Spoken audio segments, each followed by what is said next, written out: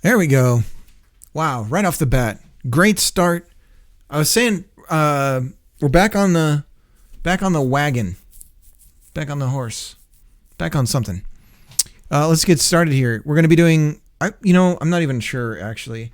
It's going to be kind of all over the place while I get myself reorientated for all this dev stuff. I've got my this is my personal stuff here, so we're gonna close that out. And actually, we're gonna hit preview on the scan here. I'm gonna be doing some scanning while I'm working, and we're gonna go ahead and open up Obsidian here. And oops, I guess sure wish there was a way just to have it open vaults by default. Wouldn't that be nice, Obsidian? Wouldn't that be nice? Work. Here we go. So let's get started. One of these is using a weird template thing, so let's find out which one it is and get rid of it. Things. Okay, that's what it is. Manage. Default, minimal, and things is what I installed. Okay. Why does it have a phone preview? That's strange. Okay. Let's get that going on our other vault real quick, just so we're consistent. Personal, and we're going to go ahead and hit templates, editor, appearance, manage, things, install and use. There we go. Yeah, I do prefer that. It's a little darker, but also... okay, so... What are we doing here? What is this all about, Alfie?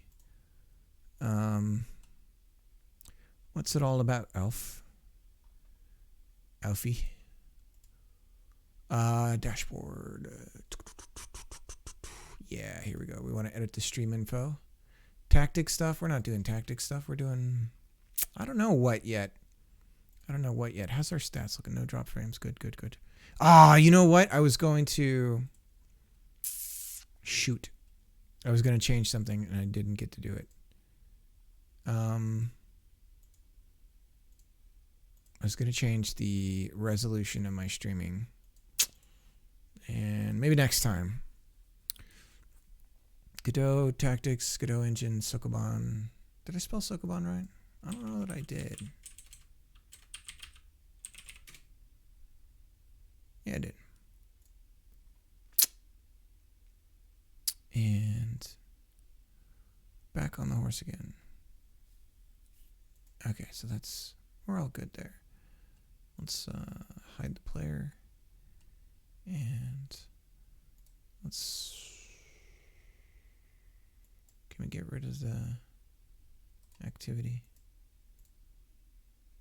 Pop out and then close it. Is that the only way to get rid of it? No? How do you get rid of when you're dealing with layouts in Twitch? Sorry. Duplicate. How do I trash this? Activity feed. How do I just get rid of it? Chat. Like we've got chat. I don't need this. So how do I get rid of it? It's here. Quick actions.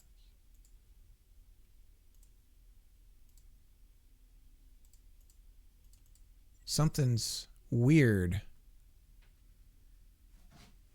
Hello, how are you doing? Trying to organize some. Maybe choose edit. Is that what we do? Users in chat. No? I'm trying to get some Twitch stuff figured out here, and it just won't let me. So if I close that, it comes back. Edit. Edit. There we go. Got it. Save. There we go. All right. Sorry. Okay, I'm back. I'm back on stream here.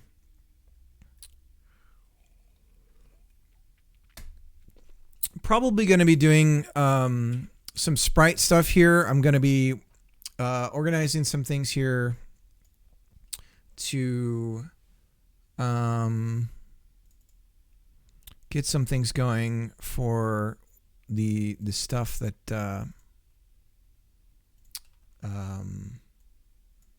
for my daughter's game. HIO. We're looking for a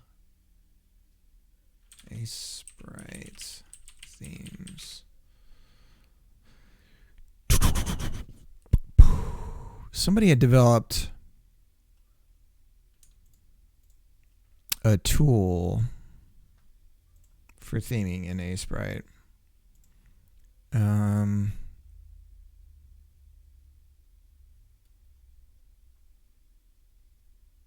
What if we just search?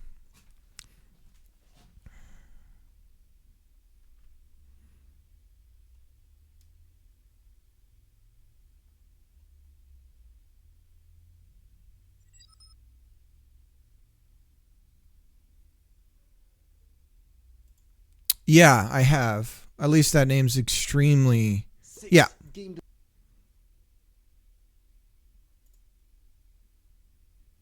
Yeah.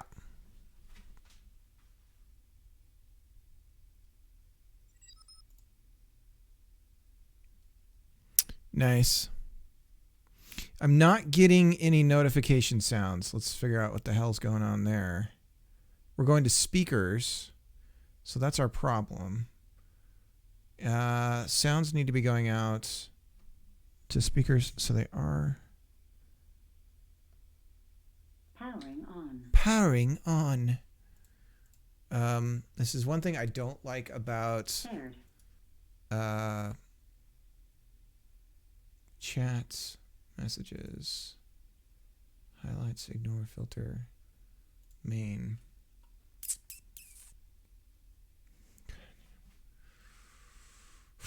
Notifications, desktop notification settings, sound notification settings. Here we go. Default output device.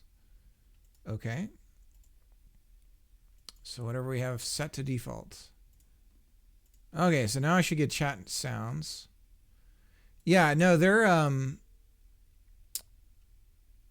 there's a dev that I like. Shoot, he's making a space cooking game. Why am I on my... I'm on the wrong account here. Space... Let's see if I can find it really quick. Can't remember his channel.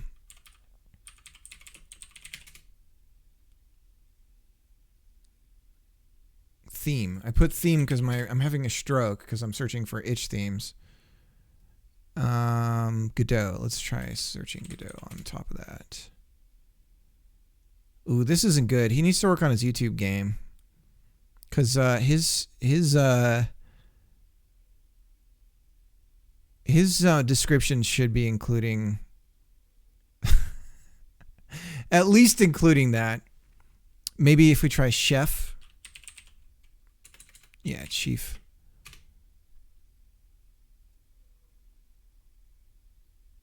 I don't know if I'm spelling chef right. I might be spelling chief. I always get those mixed up. I don't know. I can't find him. Shoot. Oh, wait. I have his Discord. Let me find that. If I can find that. Good gravy. Gosh, it's right on the tip of my tongue, but I can't think of it.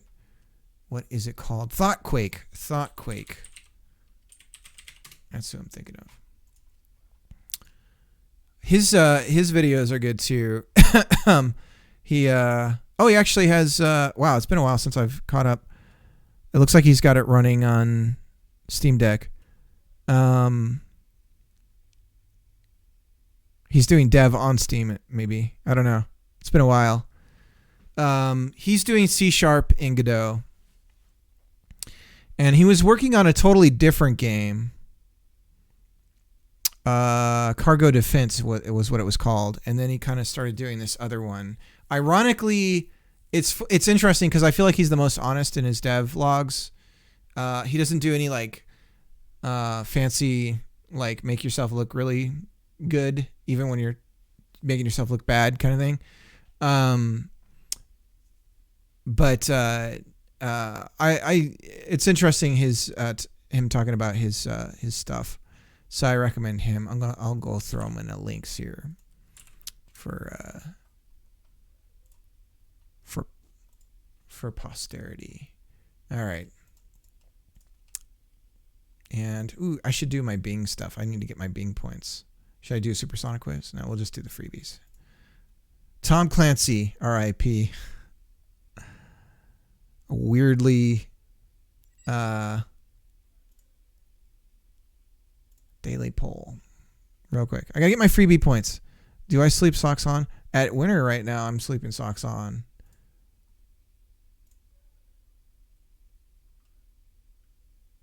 Okay, that's enough of that. Okay, got my some free points. I'll do the boring stuff. I gotta get these points in. Supersonic quiz. These are the things I just don't even. I don't know. Which 5 cities are in Sweden? Let's see. Stockholm. Brussels, is that Sweden? Some of these are. I feel like Copenhagen might be. Yeah, that's Germany, right? Denmark. Okay. Brussels is Belgium. Okay. Yeah. See, the only reason I clicked on those is like it's like, oh yeah, I know those ones, so I'm just gonna click on them. I don't know Sweden that well. Gothenburg, that sounds familiar. 5 landmarks are in Sweden. Well, that sounds Swedish, so we're gonna pick that one. Daher, Lund. Let's do Lund. Let's see. That sounds no. Brandenburg, no. This sounds Swedish. Lighthouse. And there. Okay, on to the next one. Last round. Which 5 countries have smaller populations than Sweden's approximately 10 million? Ooh. We're going to go United Arab Emirates. Latvia. Ireland. And Laos. No. Nepal? No. How big is theirs? 20. No. Yeah, they're almost 30. Denmark. And Chile? Nope, it was Laos. Okay. All right. Done. Okay. Sorry. Got to get my free monies from Microsoft. Okay, back to what I was actually doing. Trying to find there's I love Sprite, but I can't stand this damn themed interface. It drives me nuts.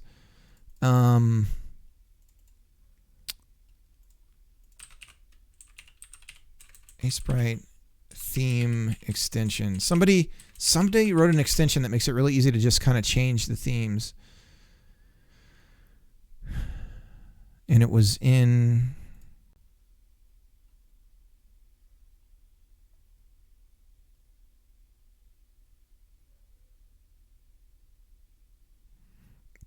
well, this is really messing me up. I got it on my laptop and I really liked it.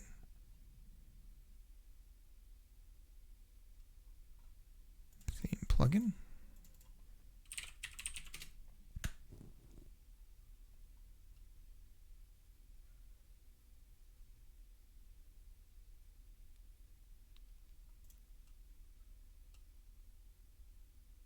Yeah, this is it. Okay.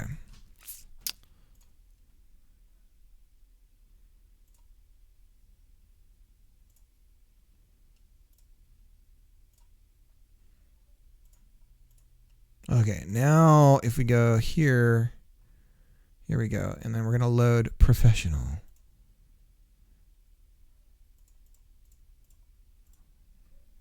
Okay. And then there is a way to change the fonts as well that I want to get into and do. Redstone, how's it going? Redstone, were you saying you had some changes to your game? Okay, so let's start. I'm going to start working on getting my daughter's ideas down. And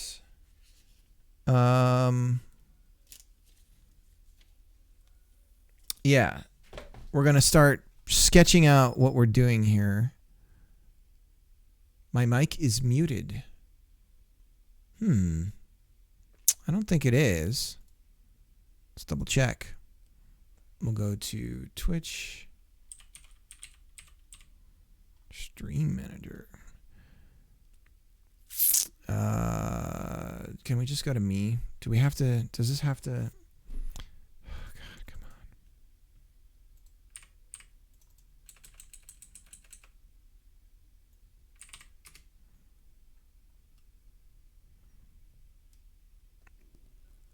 Let's see. No, I'm good. No, I'm good. It's you. It's your butt.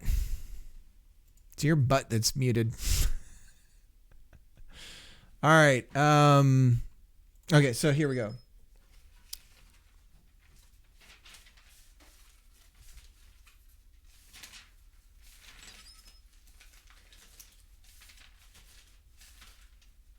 The game,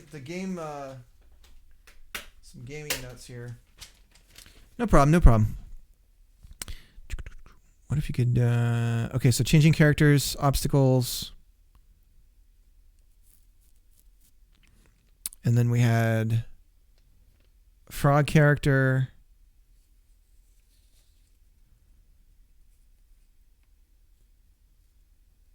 Ants, snakes. A skunk.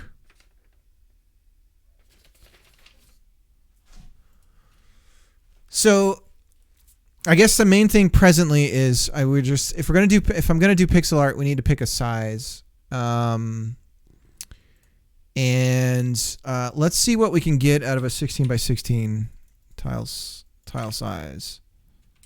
Come on, we can type 16. What does advanced option give us? Square pixels. Oh, interesting.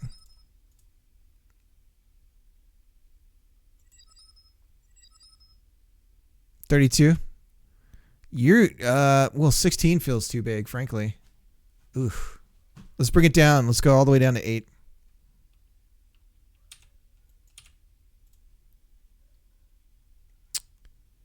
It feels better. I'm limiting the load palette. Do we have? Oh, come on. There's no.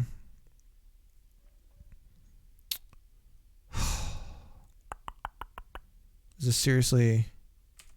Is this real life? Is this real life? Let's get. We need like a good. This is really frustrating that I gotta do this much. Why wouldn't they just have a bunch of presets? Ace Sprite palettes. Palettes. Too many L's, too little T's. So here's somebody that's done some stuff. NES Ace Sprite. Palettes. Low spec.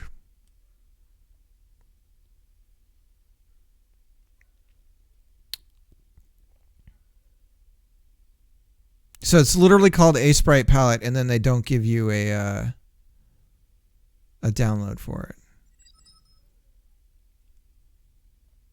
They do have a bunch of presets. Where are they? In this thing here. This is one of the reasons why I can't stand this. There we go.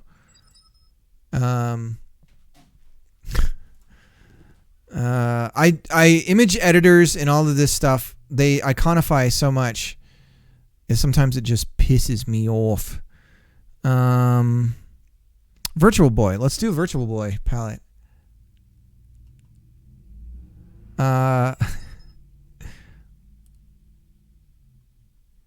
Basic. Oh, that one's awful. Smile Basic. Ooh. They're just like, this is the mathematical delineation of colors. Therefore, this is what we're going to have. It's like, oh God. Okay. So we're just Game Boy Color template. See, the NES, I actually don't like the NES palette set. I think it's really bad. It's bad.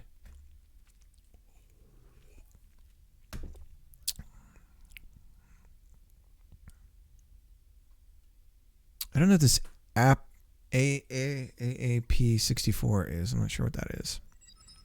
What's the C64 look like? See, oh, that's awful too. Oh God. Look at this. The Commodore Plus. It just looks like puke. Like here's the range of puke. Gotta hand it to the people that made games on these platforms, man. They had a lot of constraints.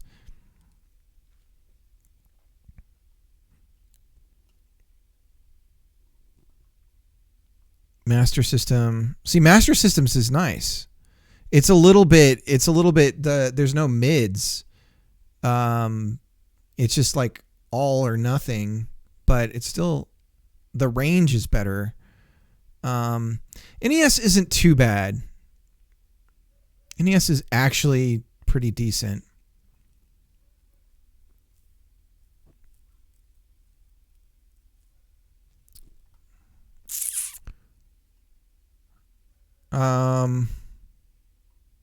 Google UI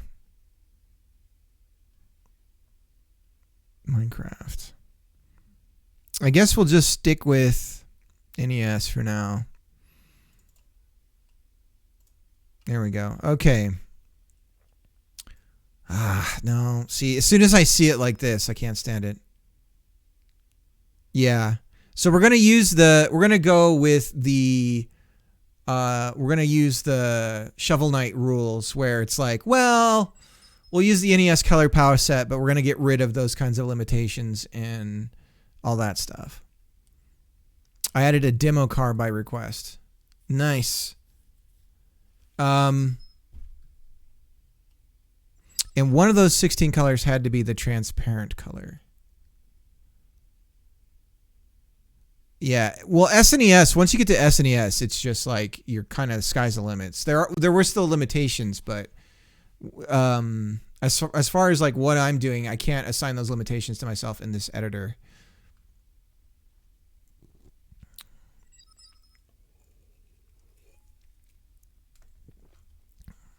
Yeah, I don't know about the Hello Neighbor games. Look at this. There's like lack of brown. I find the lack of brown disturbing. What we need is shortcut is E for eraser. Okay. And then how do we get back to? I'm assuming it's P for pencil. No. B for pencil. Okay. All right. So we're gonna make our basic box. Assume the light is in the corner up there.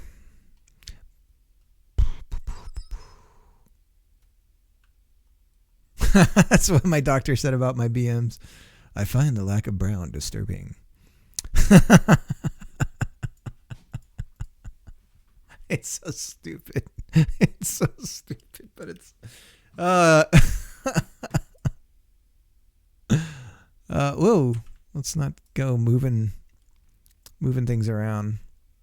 Now we could have different colored boxes. How should we indicate colors of boxes? Color.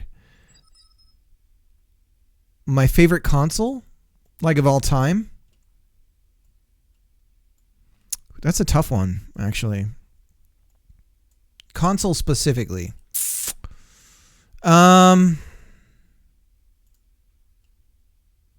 Favorite console. We could use a highlight to indicate, like if we had a base, like maybe gray innards. What if we did, okay, we're going to try a texture. Let's try doing some sort of, where's our preview? Can we increase the preview? Okay, so we'll just make the preview a little bit bigger there. Favorite console. Favorite console. It's hard to pick a favorite. I would say I have probably the most influential. It's tough. I would have been much more of like an NES dude if my parents had, well, so my parents were divorced, right? So I was a child of two worlds. So my dad was on the stricter end when it came to gameplay and that kind of stuff. And so how did I move these? I just moved these and now I can't move them back. Can I undo? I can't undo that. Okay.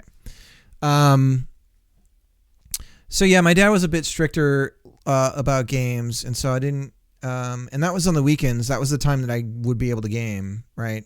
So it's hard for me when I was younger to play the NES as much as I probably would have had those restrictions not been placed. But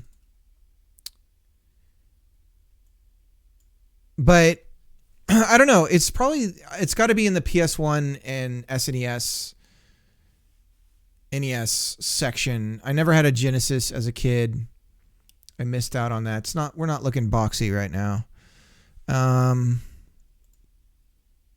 Brown is the most like direct representation of a box. Again, the darks here are pretty interestingly limited.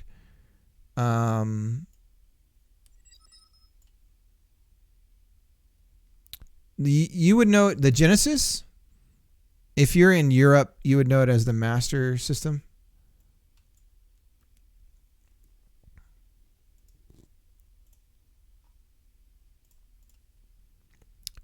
We knew it by its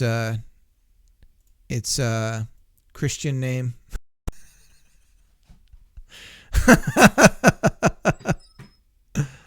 Doesn't ring a bell. That's because you're like 4 years old. So you're so young that you don't have to worry about those kinds of things. I'm kidding.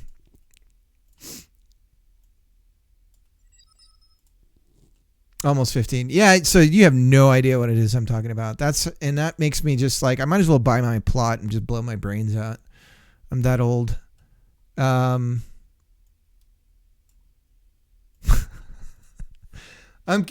kidding, of course. I mean, we're kind of looking like a box. Man, sprite, pixel art is really there's definitely an art to it. So the Genesis was a 16-bit console, in line with the SNES. It's significantly different in the sound. The sound was radically different. It had a much more twangy sound, and it could sound a lot better than the SNES. They both the sound on the SNES and the Genesis could sound awful, and it could sound amazing.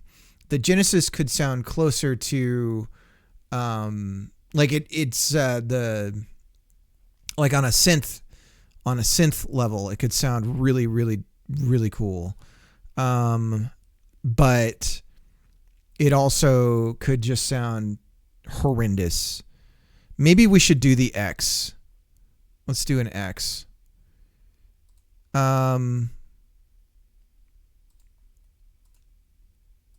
But when you were doing like games like Final Fight and stuff like that, it had amazing music on the Genesis. And then on the Super NES side, the music that really rocked was like your Donkey Kong countries. That was choice music back in the days.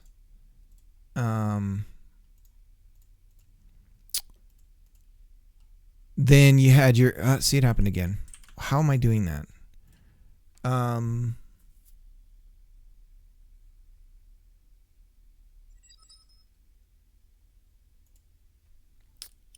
Yeah, there really is. There really is.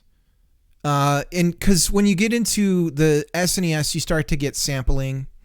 So the SNES, you could have a certain number of samples that you could reuse. So you could, whatever space you had on the cart for samples, and then there was a certain amount that could be, I think you could only play one sample in a given moment on the SNES. So you could sample, you could sample sounds and then use those as part of the tracks. Maybe more than that, though.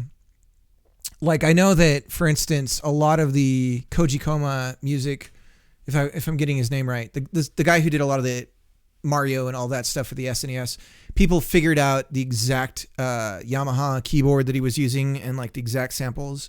And so there's actually like hi-fi versions of the SNES music that he made using the higher res samples, because they had to be, Dan sampled for the SNES. So you can hear these really high res versions of the songs. It's really weird.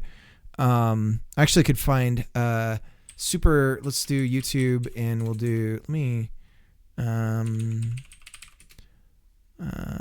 do Super Mario World high quality.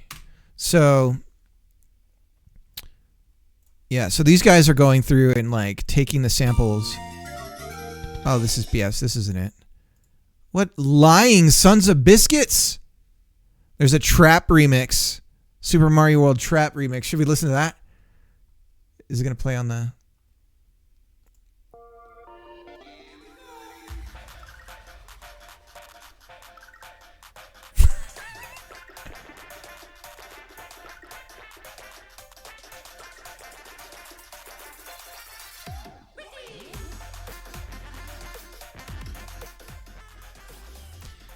All right. That's not what I'm talking about. Restored. Here we go. Restored. So this is really weird when you hear these, because like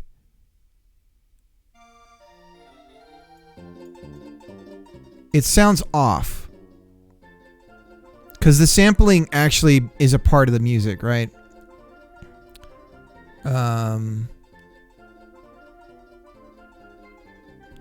Yeah. So it's really weird to hear it this way.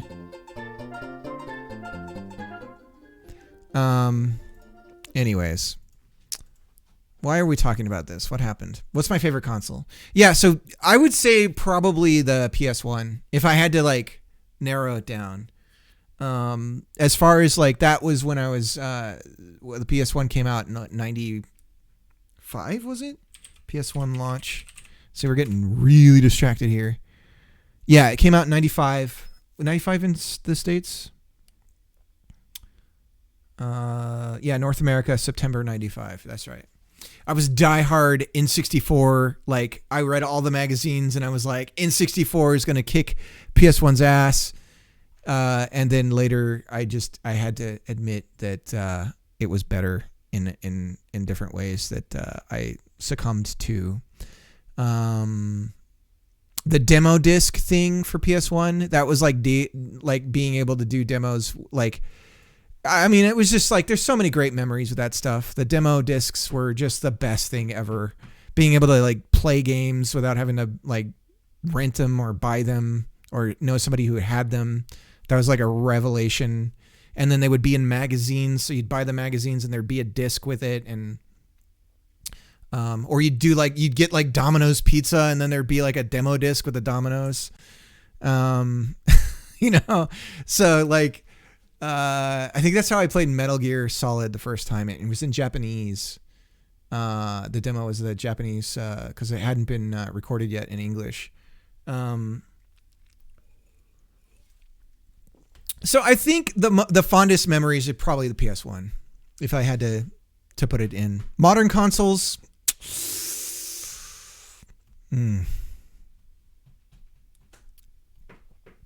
So what's what's the PS3 360 gen? I forget what that is.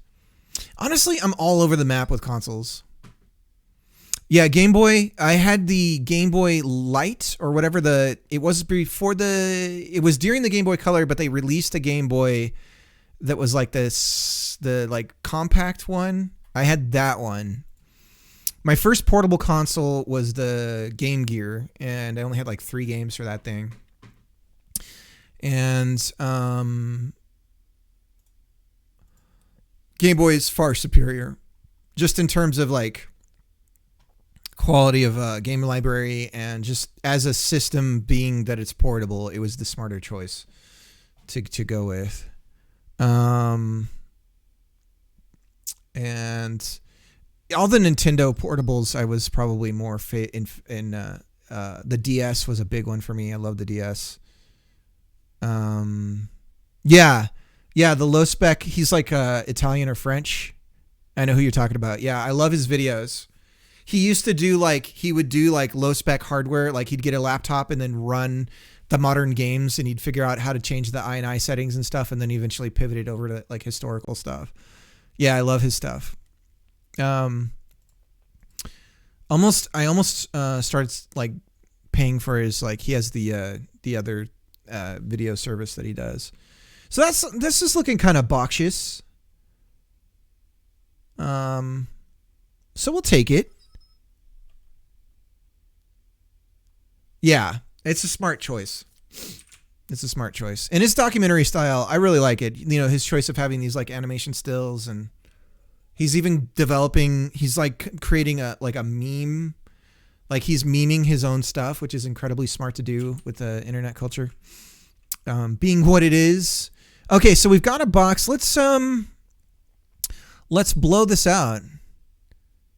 How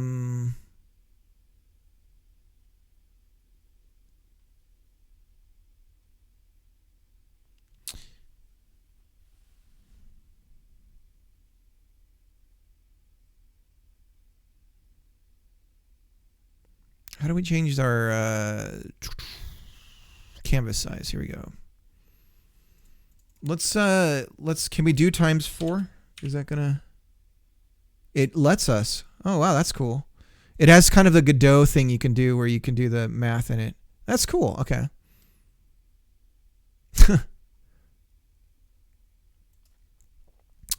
Yeah, mine would be Matthew Schultz sits in a chair most days, and then he takes care of his kids, and that's it. That's about it. We'll get some different colored boxes here. Not really.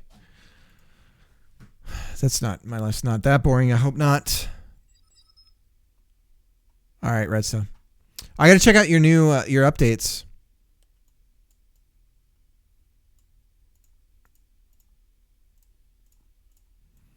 By the way, there's some way in Discord to have people put in their Twitch names or something, or I can do that. I can override their names, right? Because that's something that some of Els does that I like. I like it. And so we don't have any like mid grays. It goes straight to white. White. I mean, that's kind of grayish, but it's hard to see. Oh, there we go.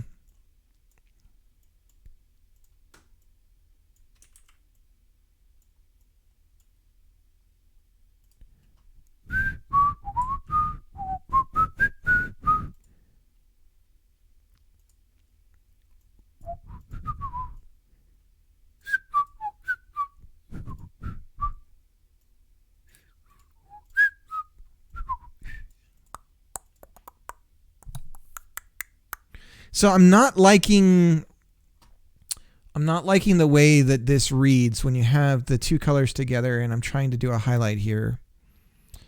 So I'm not sure what to do about that. Not sure.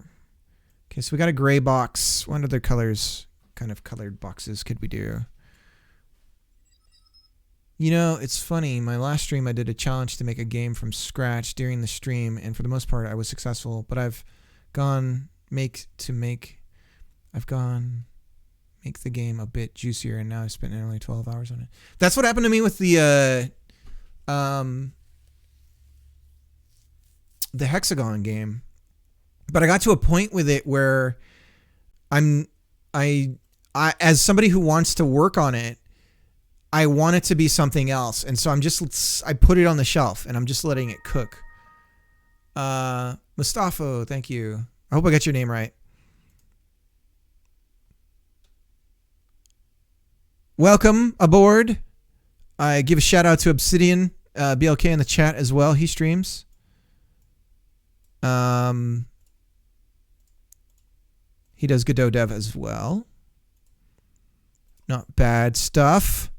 He's working on a 3D twin stick shooter multiplayer thing. When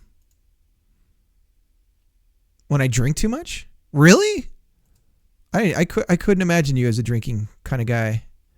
Look at all these greens. This is interesting.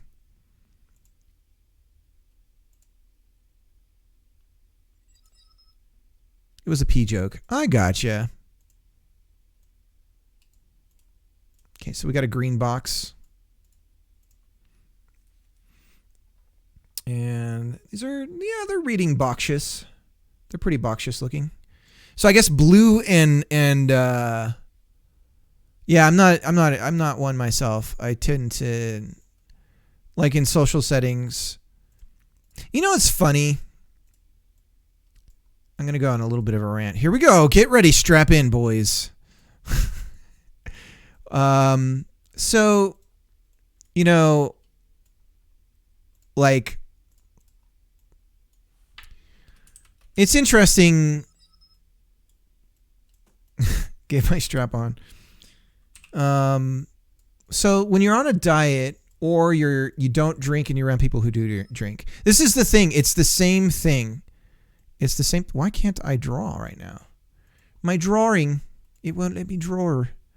Why is it not letting me draw?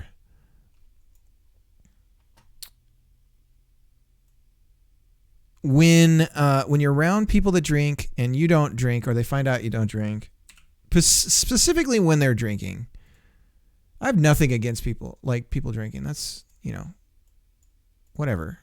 No problem whatsoever. But just like if you say you're on a diet and it's like, oh, you don't eat these foods? Oh, well, you got to try. And then suddenly it's like they try to break you.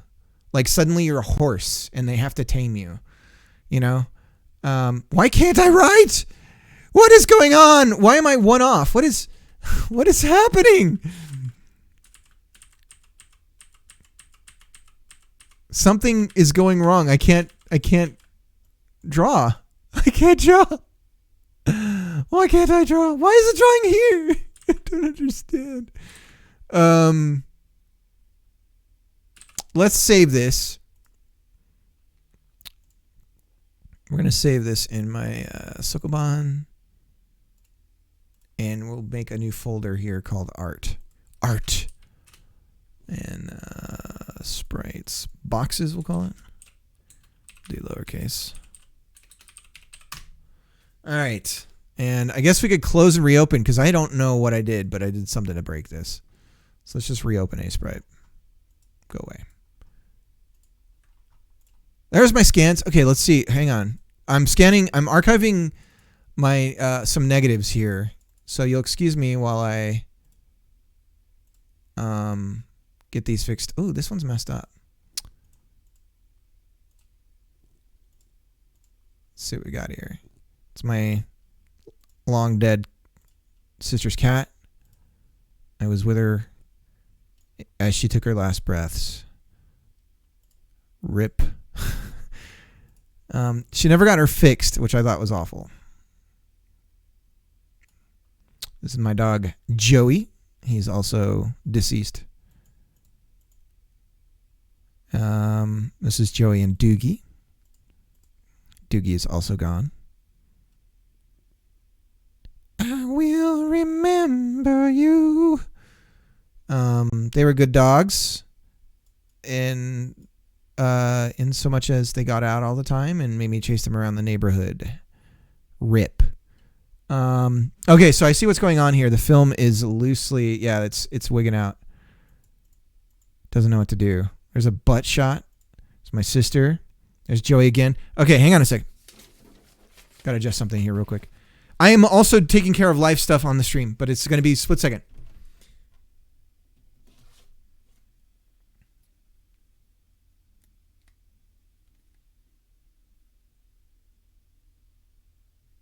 Here we go. All right, let's rescan. Okay, back to work. Guys, there's not enough working going on here. Sprites. Build. Box. Sprites. Okay. That is what I'm doing. There's our game. Go back to a sprite. open her up and see if this fixed the issue we were having with not being able to properly draw. My name is Simon. Do you like drawings? Sorry. It's an old SNL skit with because I'm an old man. So that's what us old men do. All right. Let's do a little bit higher here. We're going to go one more. Canvas size plus 16. And you know what? We're down. Oh, 16 because we're doing 9. Okay, so canvas size. We're going to go from the top. And we'll go plus. Yeah, let's do 16. I'm sure we could get one more or two more boxes out of this. Okay, we're gonna move this one down. And when we do that, we'll just duplicate what we got here. Okay, now we'll make a red box. Huh. This is going to be weird, though. Red box is going to be weird because there's not really a red on the NES. You notice that? That is not red. That's chartreuse. I don't know. I don't know what color that is. But yeah, what I was just saying was, welcome to the stream, new people, because this is what you're going to get. Yeah, when you don't drink and people find out you do drink, they try to like break you like a horse, right? They're like, "Oh, I'm going to get you. You got to try this." Or they get real weird about it. Like they just found out like you hold some like non-traditional religious view or something. And they suddenly just get like they don't want to interact with you because suddenly you're now like it gets weird. And then when you're on a diet, oh, you look great. You're on what's going on? And it's like, oh, I'm on this diet. And then you start explaining it to you, and then they're like, oh, so you like hate yourself, or like it gets like really like they want to again the whole like wanting to break you thing, or like mocking you. Like they'll start to mock you or whatever. I remember I was on a diet and lost a ton of weight. And then after I fell off the wagon, so to speak, to come up and like, oh, great. Cause I thought that was the stupidest effing blah, blah, blah, blah, blah, blah. And it's like, man, this is one way to find out who your friends are. If you want to know who your friends are, just tell them you're not doing something that everyone does as a group, and then just watch the reaction. And if they're not supportive and they like start attacking, that's a good barometer of like, maybe I'm not in the right company. Okay, so here's our box. Problem here. I have ideas with raising and lowering the box. Right now, this is with a strict idea of like not a top down, but like a weird flat like Egyptian view of the level, right? You know what I mean? Like with hieroglyphs where everything is profile. So that's what this art style is going for like a Sokoban, right? So it's not going to work with the concepts that I have of raising and lowering the boxes. So what we're going to do is we're going to take this concept, the sprite art that I got here. Can we split the view? Can we do two tabs? We can. Okay. So what we're going to do is we're going to have one tab open here and then another tab open for to try to do isometric. On the same vein, I believe there was someone, he made a tool for a sprite to create isometric sprite work quickly, at least to get the like foundations of it going rather quickly. Here we go, box generator. All right, so I'm hacking it, and I'm just gonna go straight to download. Sorry. That is a cheap Mac OS Lua. Oh, so they don't have an installer. Oh no.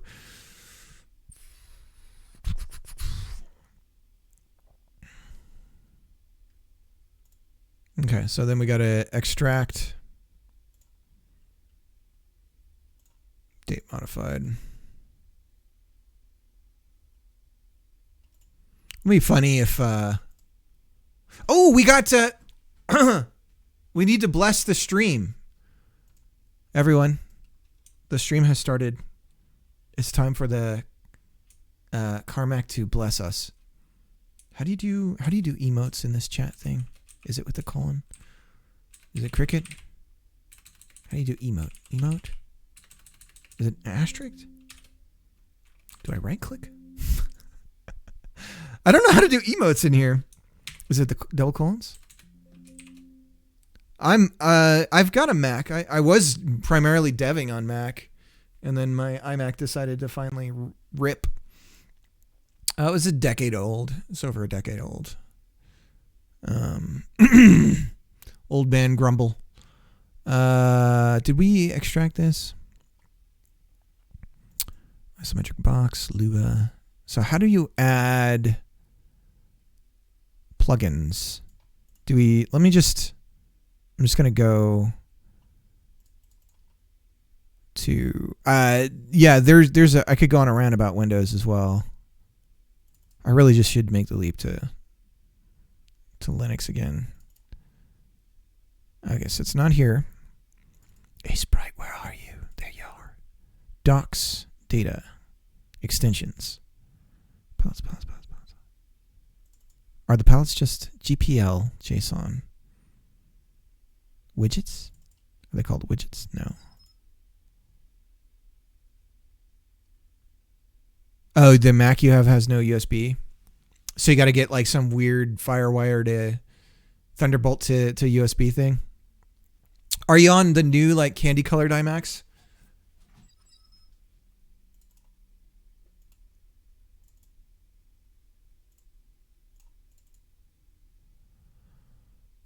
Yeah, mine just like one day just croaked on me. Okay, where the hell is the Pico 8? Sugi. These all have the same date modified, so I know they're not here. Docs. More docs here. Ooh, what's this? Is this the file specs? Ooh. Oh, wow.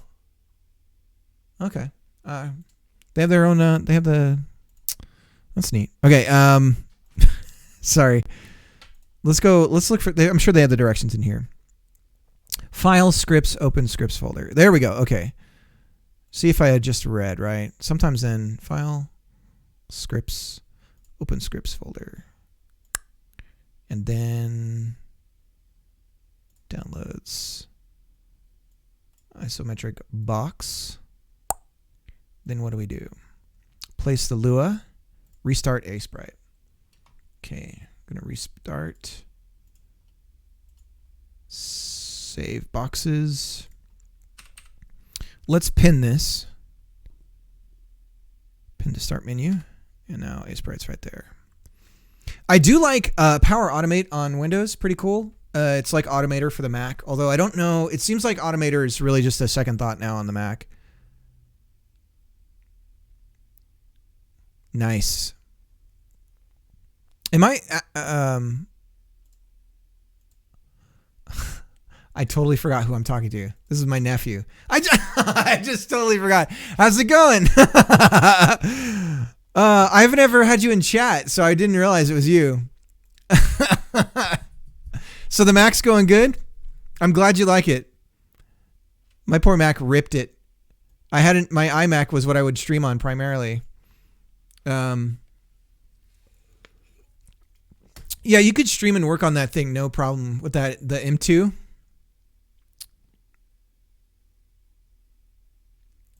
And yeah, eventually you could use it as your streaming device if you get a capture card.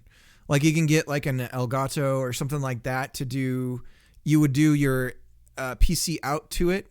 The nice thing about that is if your Windows machine decides to croak on you midstream, the Mac will keep running the stream, and you won't lose your stream. So if you put your camera on the Mac and all that stuff, and for OBS or whatever it is you're using, then if your PC kicks the bucket midstream, the stream will just keep running, right?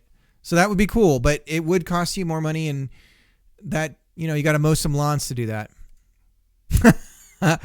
Okay, so we restarted Sprite here, and now we're gonna go and make a new.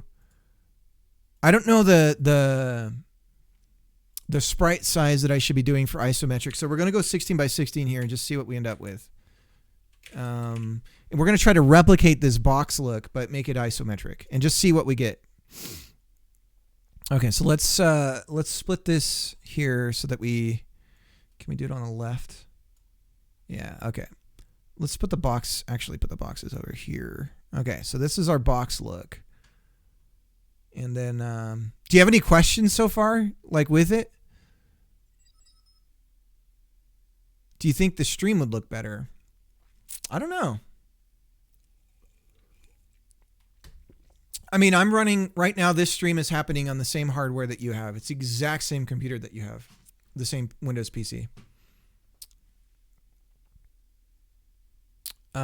So if you're wondering about quality, I mean, I'm able to stream at 4K, all that kind of stuff.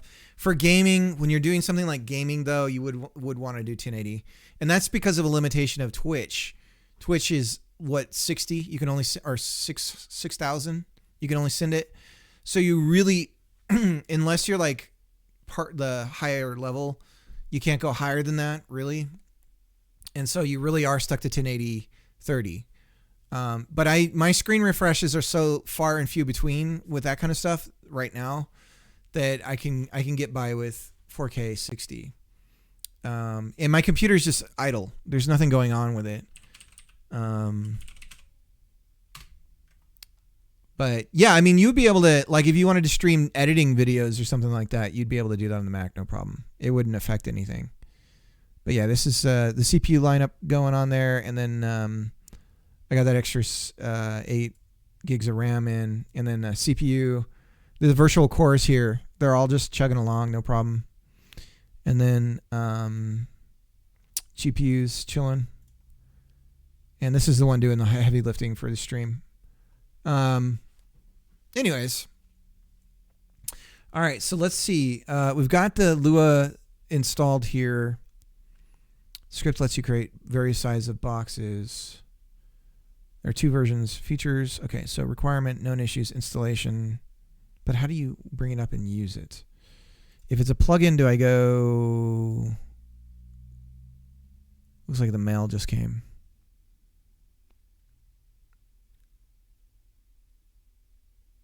It is cold in the office right now. Scripts. Here we go. Isometric box. Run. Here we go. Do I have the right thing selected? Whoops.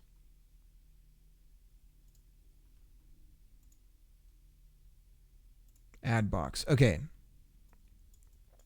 So if we're dealing with 16 by 16 size, height, it only goes up to 8. Well, this is gonna, let's just add the box and see what it looks like. Oh, there we go. Okay, so that's exactly right. Almost. Looks like we're a little cut off on the sides. So let's lower the height down to 7, and we'll undo the add box, and then we'll add this one. Okay, so that fits us in there. Size left, right, 3. And that's okay. So then we bring the height up. Is height affecting the placement? Is that all it's doing? It is. Okay.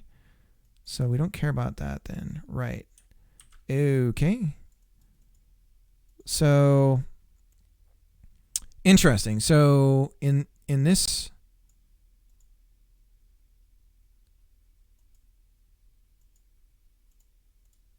corner effects, 2 pixel, 3 pixel. Let's get rid of all this stuff.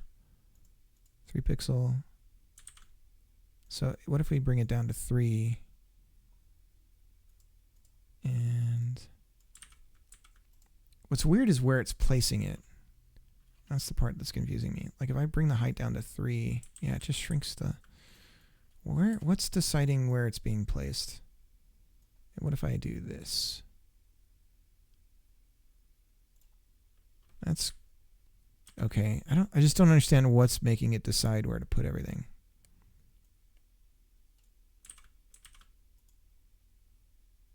Like, what is it, the active point?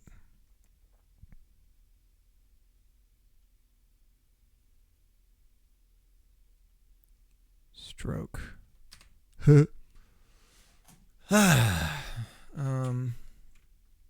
Got a monitor and stand for the streaming. So that's nice. Yeah, send me a picture. Take a picture. Send it to my phone.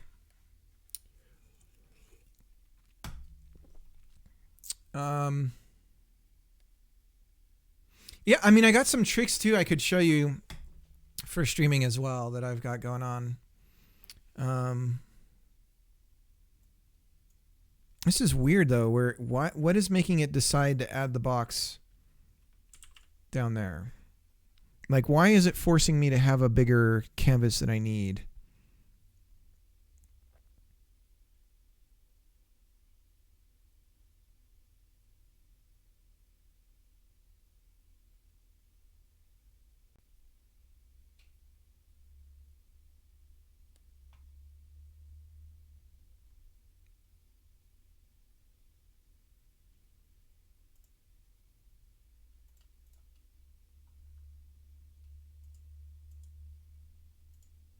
So it's got this stroke. But I want it up here. Hello? Hi. What's up? Hey, we're gonna go in a few minutes. Do you want me to make you like one of those cup of noodles or something? Sure. Are you doing PE? No, we're going to Fred Meyer. Oh, okay. Yeah, I'll take a quick break too and just come in. Oh, well, no, I should keep going. Are you streaming? Yeah. Oh, okay. I texted you a picture of the two if you just tell me which one you want. Okay, I'll take a look. Okay. All right. Bye. Sorry, it's my wife. It's my wife. God, I'm so old. Spicy kimchi. Which one should I do, guys? Let me get this. Should I do the spicy kimchi or the stir fry? They're both hot. Korean spicy beef flavor. I'm gonna go with the spicy beef flavor. I know that it's actually like makes your eyes water, kind of thing. All right, we're gonna do that. Let me tell the wife. That's probably. Oh, maybe just go to that with an egg. No, spicy kimchi with egg. Thanks, autocorrect. I don't know what this is. I'm going to correct it to something that doesn't help at all.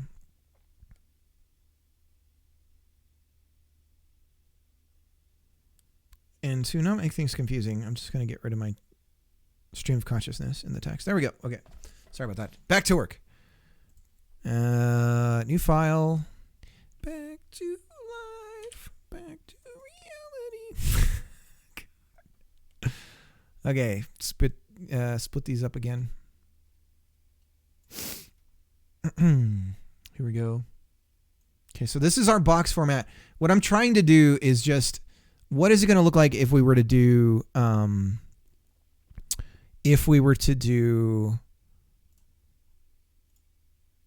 some kind of like, some kind of isometric look.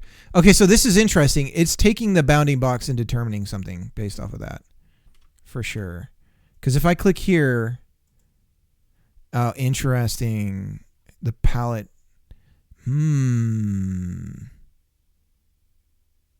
Load. Okay. So now if I'm here, so the palette is based off the position of something I bet it's using is, sorry, I'm talking to myself a bit here while I figure this out. So let's say we want to do a blue box, and then we go here and we bring up the script again. Run. Ah, see? So it does use some sort of something with the palette to determine some of this stuff.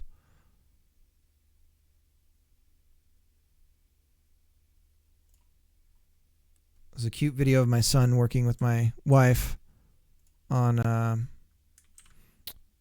height is 10. So if we were to say 16, and then our height on each side would be 8. This is wrong. Wrong! Do you hear me? No, that's... So, left and right. How do we get a true... Is it 6? That feels boxish to me. Does that look like a cube to you guys? Something's wrong on this side. The way that they've decided to do this little highlight thing is not right. That ain't right either.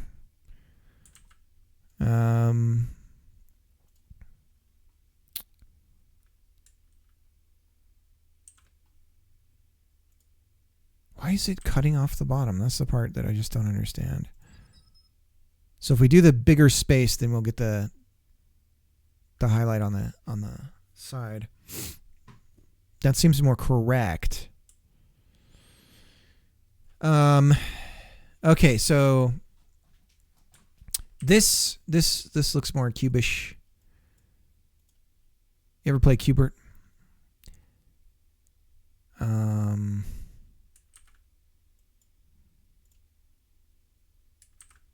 I feel like I'm doing something wrong here. Wow, it is chilly in here right now. I guess I should pull my sleeves down. Oh yeah, we were scanning some photos here. Let's get that going here again. All right, so these look better. Again though, it's just like it doesn't know what to do with these some of these. So like this is the actual file here. Yeah, that's weird. Well, I messed up on those photos anyways, IRL. But no, see, that's a cute picture of my dog. Why is it not? Oh yeah, it is literally cropped. I don't know why the auto cropping thing is wigging out about it, but it hath. So yeah, these are old pictures from long ago. This would have been like 90 something.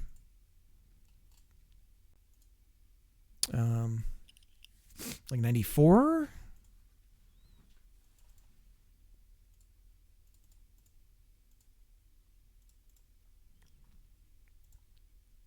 Let's get that. There we go.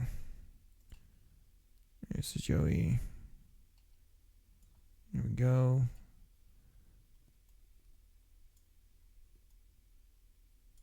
There we go. So I fixed these all up in a photo editor later. Yeah, this makes sense. Because Doogie moved around a lot. It was really hard to get photos of him. And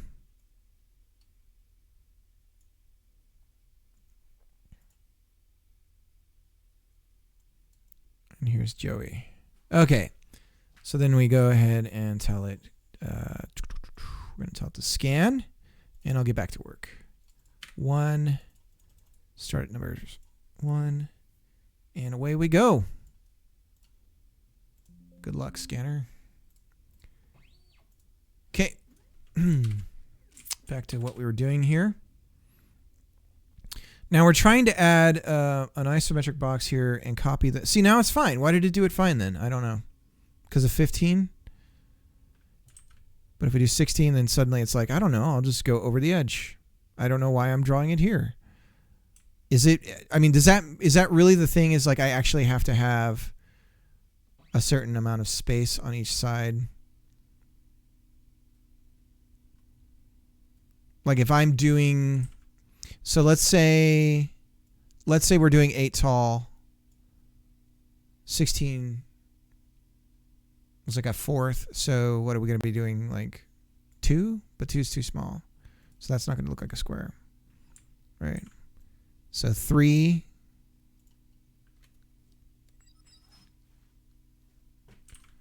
Canvas is 32 by 32. So maybe it does need some kind of breathing room.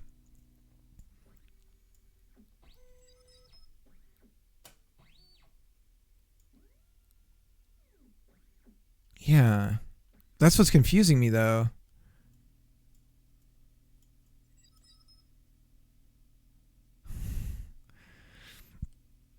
I love you too, Jim. All right, we're just going to raise the canvas size up. We'll go 40.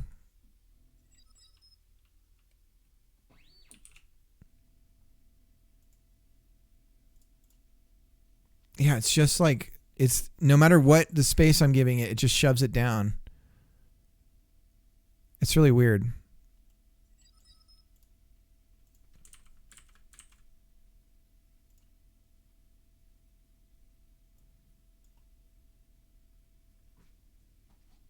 This, yeah, it appears that this is the center. Yeah. This right here is the center. We'll try that. Well, in this case, it's let's add 8 to. Okay, we're gonna get rid of canvas size. So we were 32 by 32.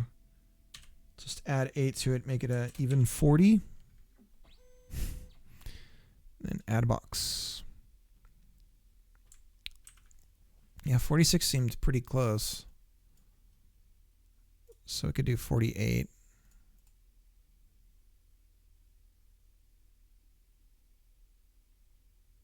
Huh. C to bring canvas size up. Okay.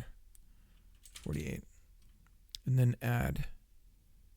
That's directly in the middle now. Now we're. But see how much space the breathing room is giving? It's really strange. But really we're like, what if we 28 by 29. So this could fit in a 32 by 32 pretty squarely. All right.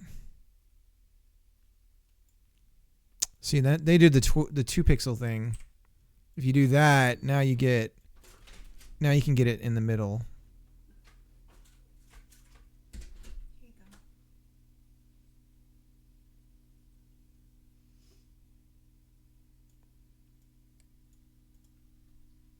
Thank you.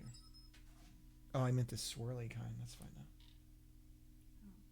Like when you would mix it in like scrambled. Oh, do you want me to do one? That's fine. It's fine. It's fine. Just miscommunication. Sorry. It's okay. I just thought that would cut the heat a little. Do you want some milk? No. All right.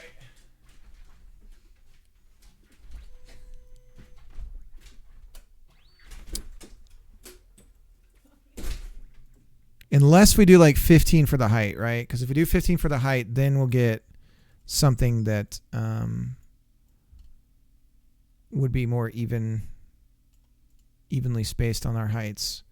But this is an isometric. Isometric needs that extra like offset thing. I mean, it technically is. The angles are right. Okay, well, let's just experiment. Here's what the whole reason why we're doing this is to experiment with getting a look that's close to this. So I think having the black is already a good thing. I mean, we're looking at 1, 2, 3, 4, 5, 6, 7, 8. So we're already too big on our lefts and our rights. The height, left and right, 6. Where's that number coming from? 1, 2, 3, 4, 5, 6. So what if we do left 8 and we add? Yeah, so it is going by. Okay, I'm starting to get it. So 1.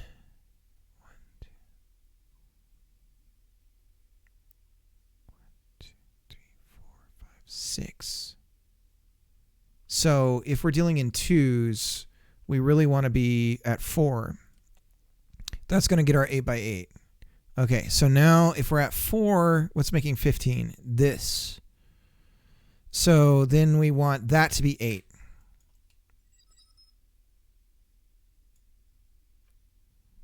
I love you too. But this is 1, 2, 3, 4, 5, 6, 7, 8. So that's 8, but this is 1, 2, 3, 4. But that's double, so it actually needs to be 2. Okay, so it's 2. Here's how we get an 8 by 8 inside of the... but now it seems like we're too high. 1, 2, 3, 4, 5. 1, 2, 3, 4, 5. I guess maybe 3 then? Feels like we're getting there. 1, 2, 3, 4, 5, 6. 1, 2, 1, 2, 3, 4, 5. See, this is where it's weird if you're doing the 2 on the corner. If you do 3, then we get it straight down the middle. But that, I feel like this is wonky looking, but I feel like I'm in Marble Madness territory here. 1, 2, 3, 4, 5, 6, 7, 8. Okay, this is it. And then we're 1, 2, 3. Well, I guess we count the bottom. 1, 2, 3, 4, 5, 6, 7, 8.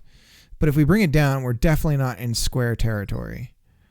It doesn't feel like, it doesn't read like a square at that point. Okay. Or the cube, right? It doesn't read like a cube. Okay, so let's get our pencil going. And then let's try to make this look boxious.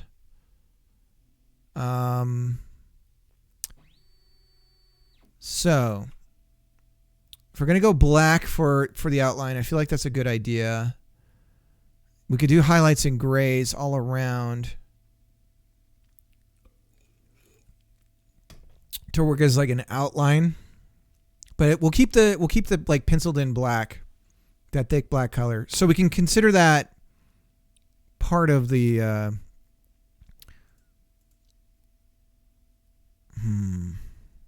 don't know though.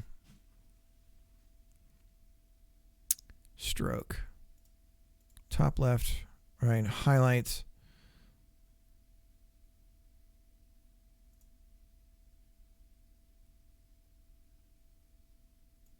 What happens if we go straight alpha for stroke? It breaks the code.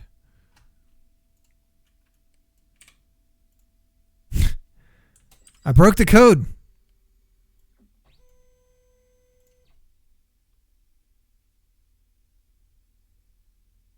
Yeah, I think it should be okay. Kick butt today, Jim.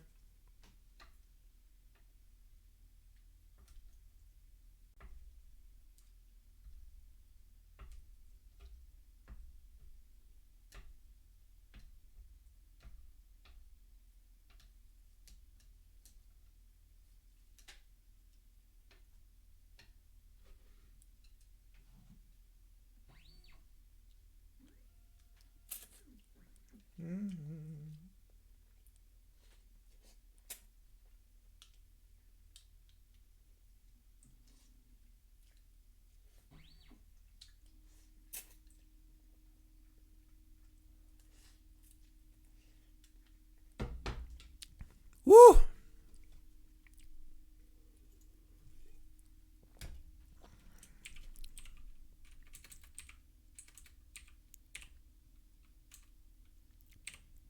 And we didn't bless the stream, so I'm going to do that now.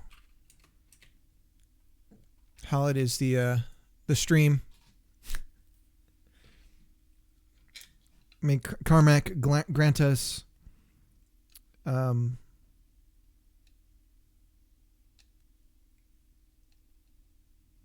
good.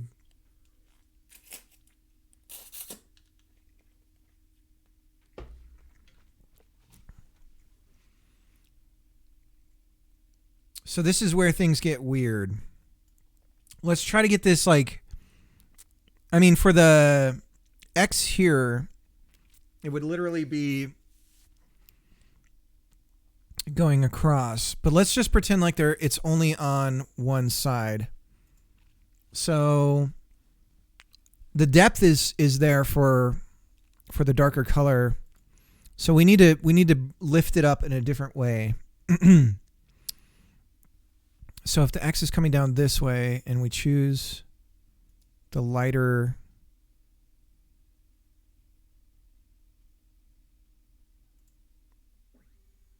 okay, so this will be 1, 1, no, here we go.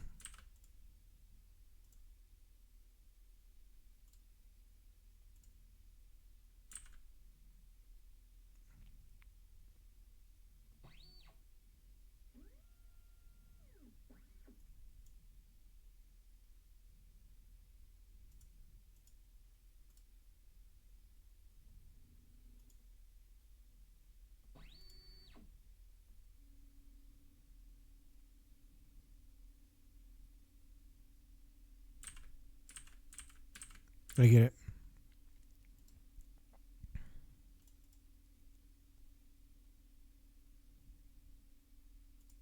It made up some colors for me. This is not on my palette. So it's not using my palette set. It uses as a base and then it made up the rest. Okay, so knowing that, let's just paint this in like this, okay? All right, so there's that. The rest of this is just fiction. The code here didn't use the palette at all. It just made up the rest of the colors based on a base. So if this is the brighter highlight, let's use this as the brightest. We could always just use white, right? Because I think we're gonna need some more depth than what we would think. So that's a highlight. Seems pretty bright. Okay, then we have this deep blue. Now, how are we going to do this? We're going to go... See, it's this one going across that's really throwing me for a loop. So if it comes out like... Yeah, how are we going to reach down here? Like, what if we drew straight dots? That's no good. But if we staggered like this, I mean, I guess that's pretty close. Then we lose our...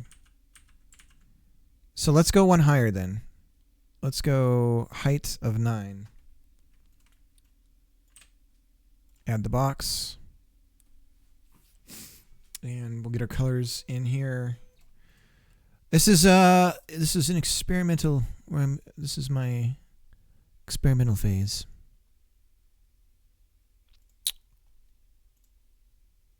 We're gonna.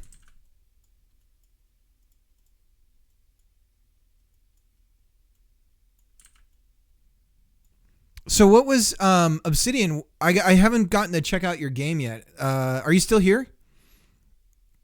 I should play that real quick.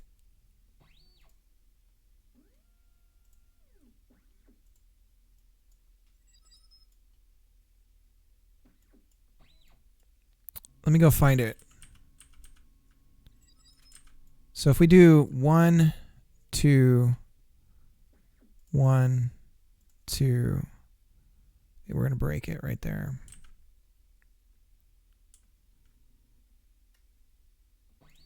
So maybe if we did the 1 there. So just the 1. At some point we need a 1. You gotta be kidding me. So what if we started out with 1? 1, 2, 2. Seems too early. 1, 1, 1, 1, 2, 2. And then we end up this weird black hole.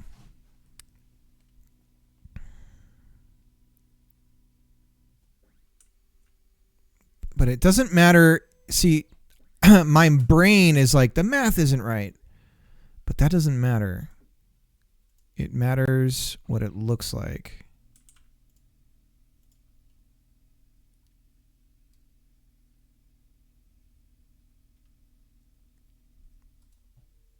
So we're going to go right click on this one.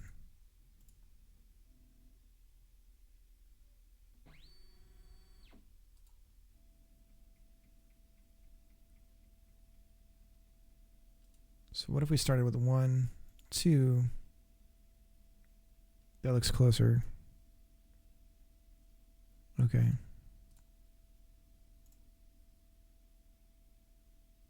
That's looking pretty close.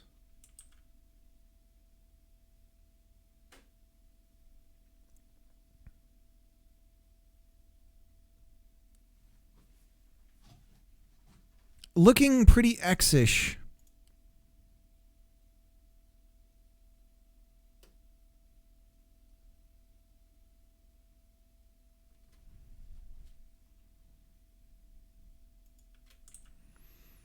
And then I guess if we're going to go brighter, and I forget when we added the box, it was the brightest on this side. So really we could just copy these sprites here.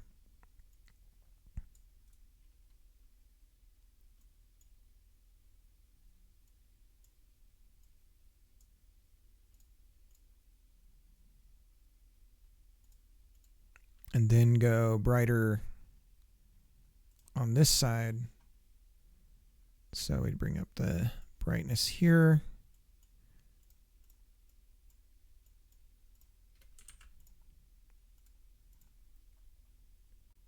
And let's fill the rest in with our even brighter color.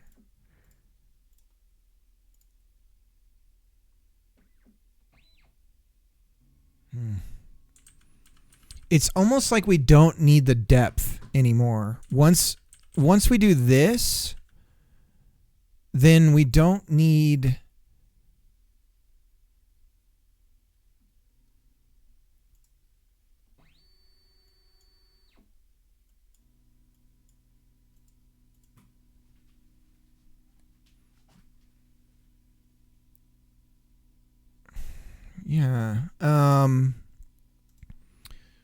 what we could do is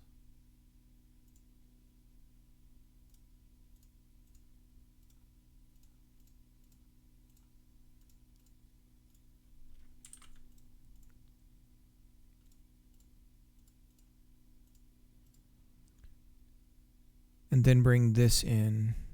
So then we use this for the slightly higher amount. And then we do the other colored outline like this. But I feel like the outline color could be useful for indicating state. Because we're dealing with so little information that if we needed some way of giving state, that maybe the outline itself could work for that. We could also just do straight up like this. This is feeling really NES-y.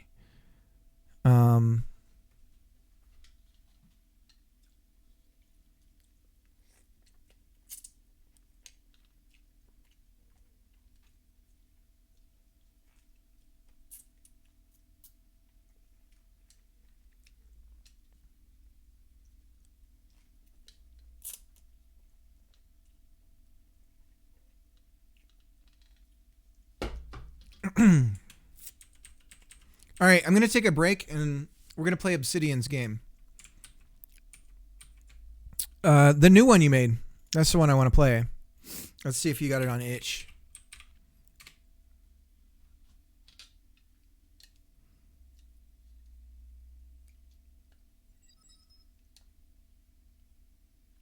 Oh, it's not out yet? Well, gall darn it. Never mind.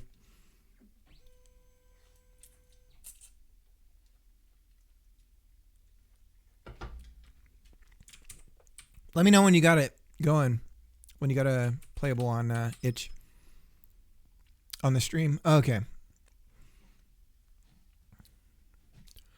I don't know. This isn't feeling right.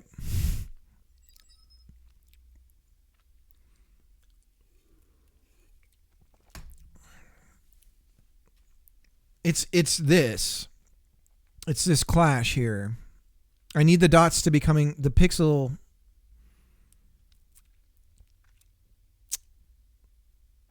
start from here and then come out. Or from here. Oh man, this is weird. All right. Let's just get the one line looking good first. So let's make sure that what we have looks good on its own. Oops. Pencil. And go like that. Does that look like a line going across? It does. Okay.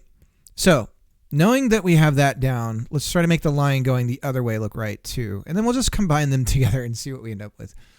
Okay, so same color for the pixel.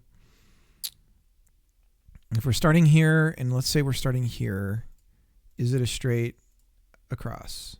Almost.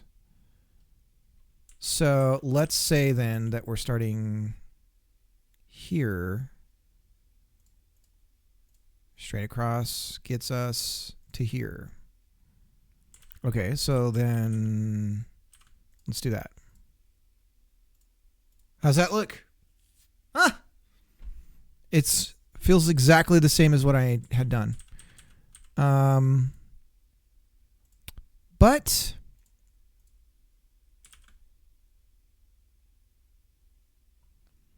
this is where pixels are weird. You can do something like this and then suddenly it reads better. I don't understand. I don't understand. Like this. That reads better as an X. Yeah, if I get rid of, what is that? There's got to be a name for that. Because we can't alias it. We're like cheating and hacking our mind. Our mind is like doing the aliasing for us. It's dithering. That's right. But it reads way better. That reads like an X. And it looks like it looks like crap on stream, right? Like this looks awful. But then when you see it in the smaller form here, it reads right. Isn't that weird? It's so weird. Yeah. It's not quite as good. That's a bit. Yeah, these extra lines though help. What a weird brain we have. Some sort of like survival mechanism makes it so that when we do that in sprites, it looks good.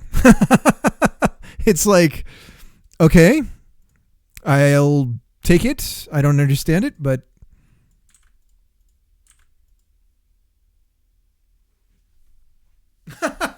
it's so weird. Okay. I mean, what I could try doing is we could make, okay, let's try to do the dithering with aliasing. We're gonna go hardcore on this. We're gonna make the highlight white, and then we're gonna bring down the blue with our blue here, and then we're gonna use the darker blue to fill in those blanks that we are dealing with. So we'll use this dark blue here, go back to pencil, and then go like this. And we'll see what, oh, this is interesting. Hang on. If I go like this,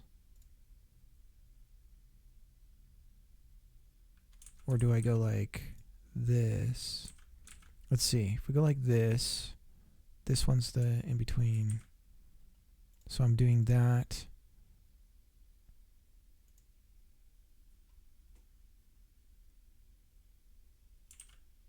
Yeah, so this is straight up, I'm just doing old school anti-aliasing if I do this. And it doesn't, it reads okay. But I feel like the highlight being the other color helps it read better as... Okay, we're gonna go. Okay. I'll say bye. Okay. Be right back. I got to say bye to the family real quick. Enjoy my messy office.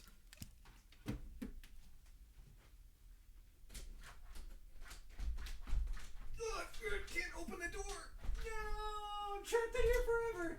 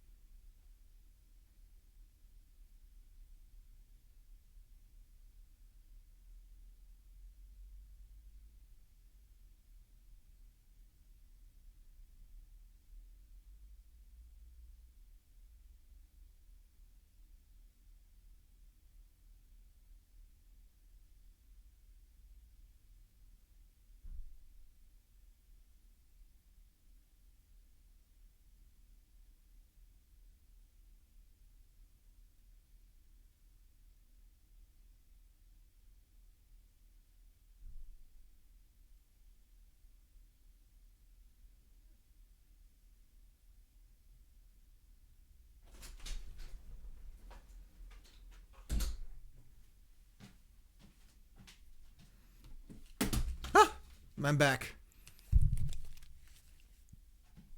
Okay.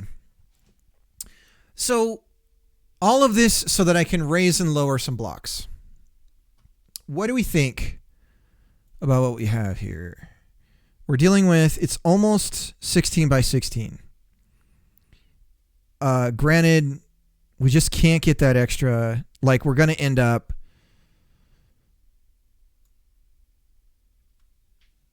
There's no way to really make it an even 16 by 16.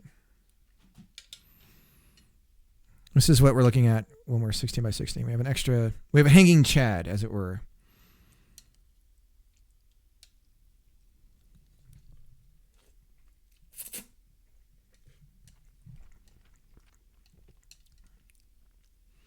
I think it's astonishing that we can't vote. Well, if you want.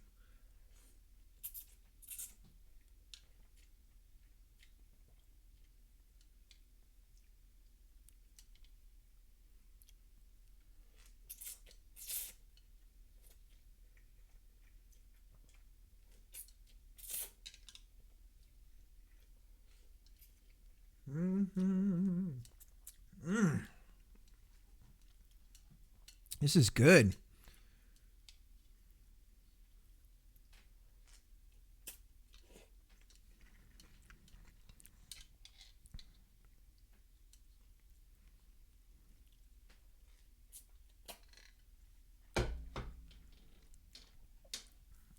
Whenever you do cup of noodles, just throw an egg in there.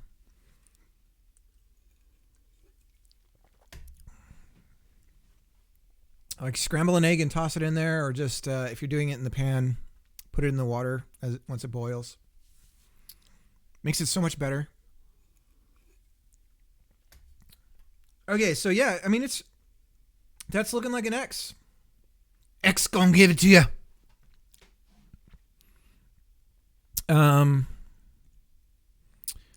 So that's looking like an X. It does look a little offset. So let me try finagling it a little on this side here. See if we can.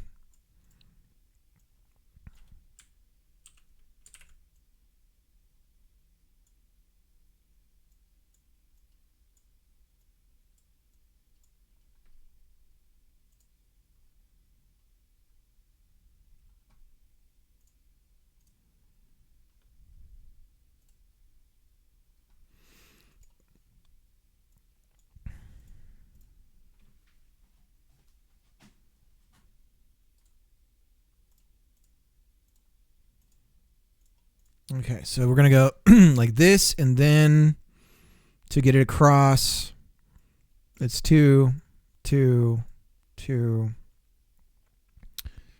2, 2, 2. And then it's too much, right? It doesn't read good. Let's try it 2, 2, 2, 2.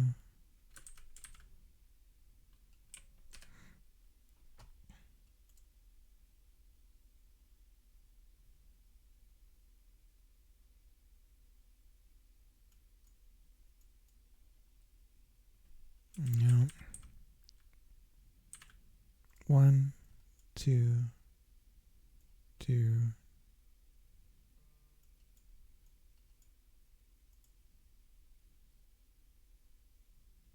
Okay, so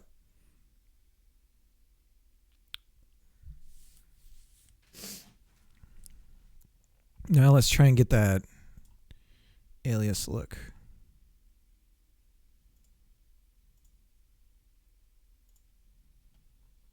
So this is with it shifted over one. I feel like it doesn't read as well. So this is the better way to go. It looks like a madman made it.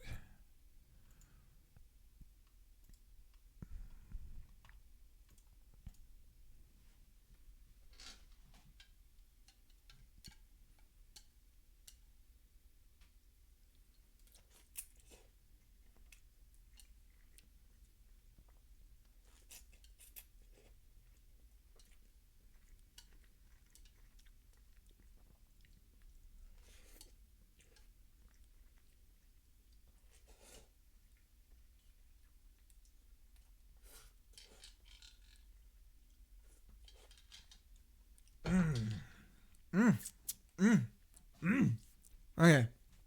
I need a napkin.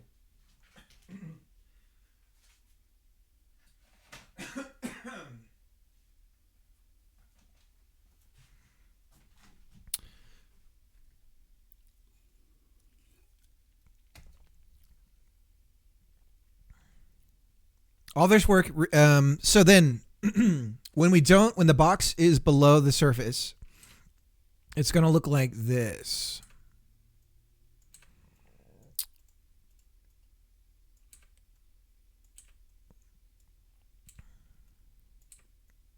What do we think? So that'll be like a regular isometric tile. So if let me just bring it all back. Okay, so if we just copy this and then put it in front. See, this is, yeah, this is why the 3 in the middle is a bad deal. Because we can't get, yeah, this isn't isometric. Unless we have this stair stepping be 3 on the, which I mean we could. It's just doing the 3 in the middle, the 3 pixel in the middle is not the way to go.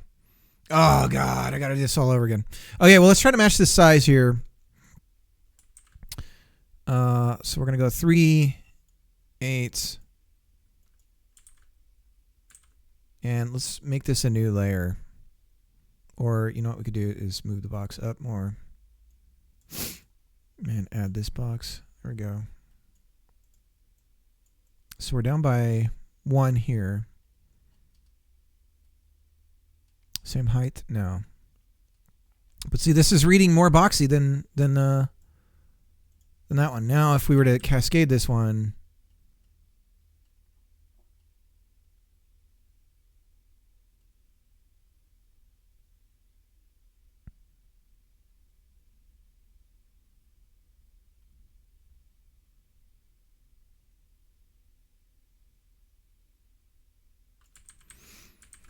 so we do 4.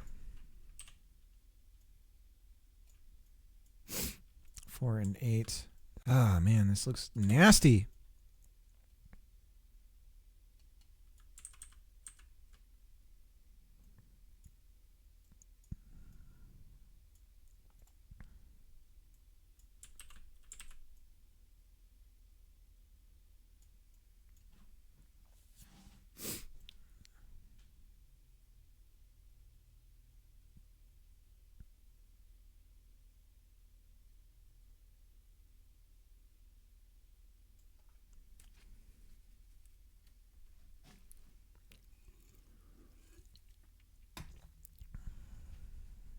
It's just depth.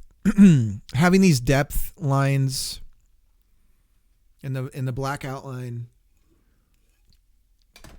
it's making it really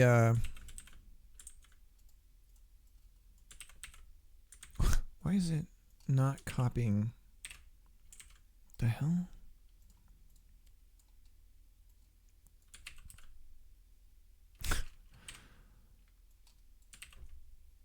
Am I on a different plane?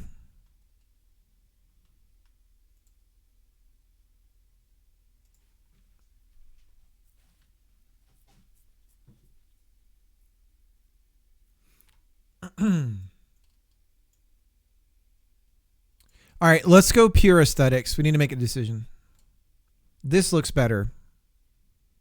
So we're going that way for our look. Why are we suddenly... Why is there just empty space? Final Frontier. There we go. Okay. So we're going to go with this. That was a long way to get back to where we started, but I feel good about this look. I think it'll read better. So now the question is, our first character that we're going to try to make is a frog. So let's go 8x8 on that. And then we're going to just share this with our box sprites here. Let's get this on the left. And then we'll just see what kind of frog we can make at an 8x8. Now, is it always facing the do we just do... I guess we do Zelda. See, this is the thing, is what kind of perspective are we doing? And I'm feeling that we're in Zelda territory here for NES Zelda for sprites. So our character directions look something like this. Image sizes. Open new tab. And we zoom in. So we can mirror, and then it's the top and the bottom that costs us more to do. So our boxes are flat, but our character has dimension. Okay? So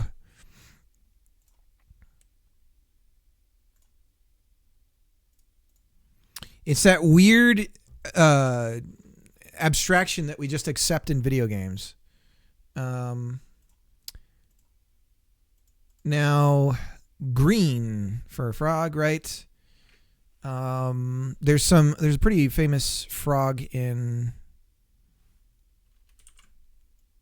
Mario 3, that frog outfit that Mario wears. We're gonna go two here. Something like that. I don't know how flat a frog's face is. I feel like it's pretty flat. So let's bring it up here. If we're gonna... It's got like a squishy pug-like body.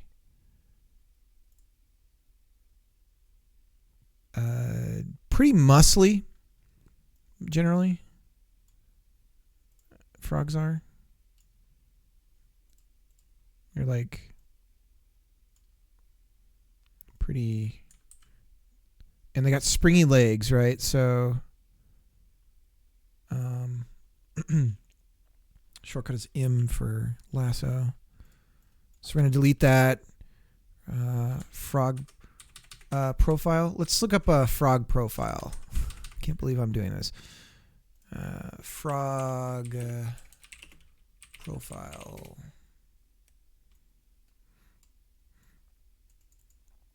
And image. I read it totally wrong. Here we go. This is a good one. This is a good one too. Guess it depends on the frog. Yeah, their legs are reading different than I recalled.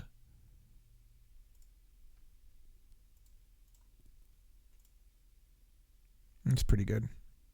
I can feel myself getting a wart already.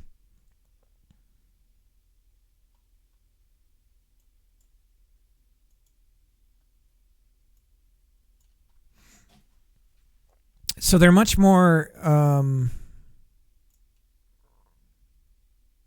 So they have, okay, so the curvature that I was trying to emulate is in a different spot. So it comes out more like this, and then there's actually a recession. Because they've got 1, 2, 3, they got 2 joints. And then the second joint is quite long. So there's really like leanness here. So really okay, so what we care about is the eyes reading the most. So if we give something like that for the eye space here, then we give it a little bit of a gullet. We can do it by pulling back later. Then the legs need to come out somehow. Like this, but long. So maybe even lower. So M for the lasso. And we bring him down. Okay. That's looking good. B for the pencil. And then it's pretty lean back. Like this.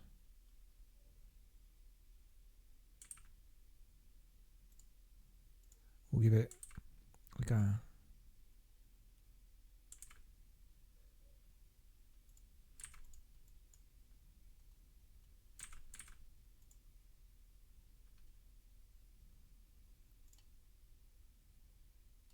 that's the eye.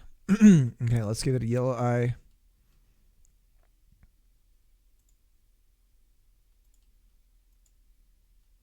And then we'll try to do some depth here.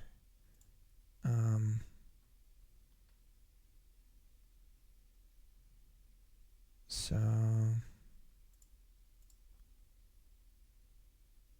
it's actually going to be darker here.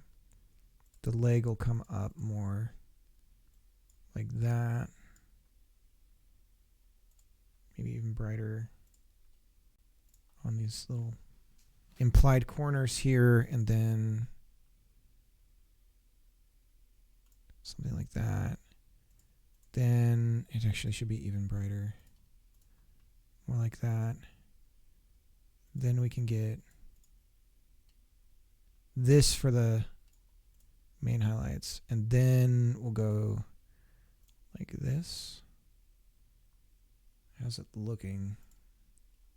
I'm in the preview.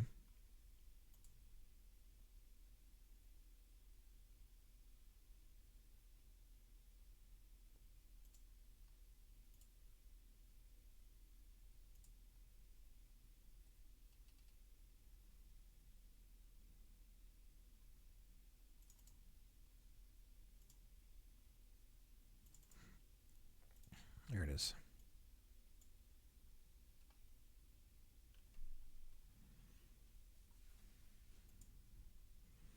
Well, this is interesting that the chest color is generally like a tannish. So we could bring something like this in for the chest.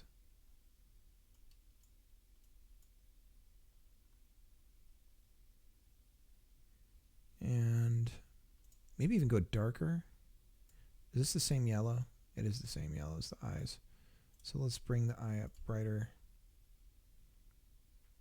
And so then we can go brighter on the face like this.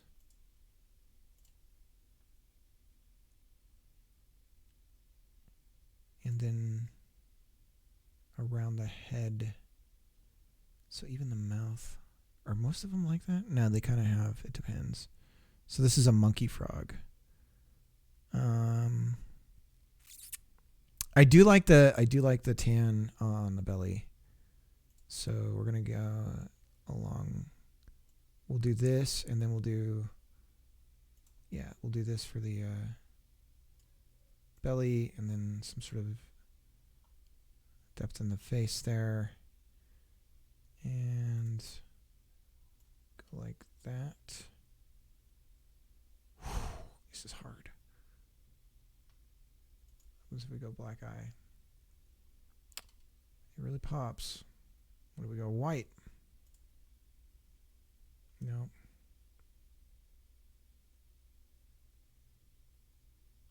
What if we did this and black?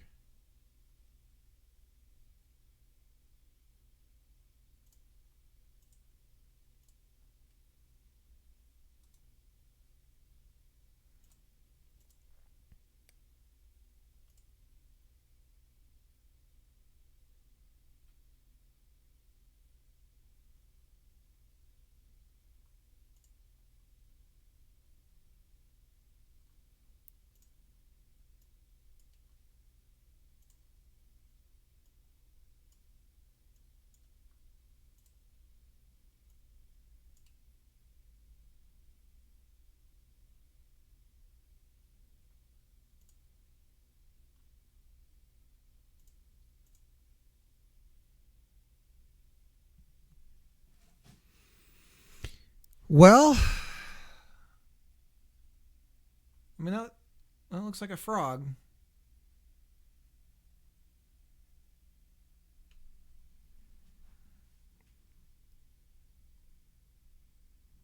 Man, this stuff is hard.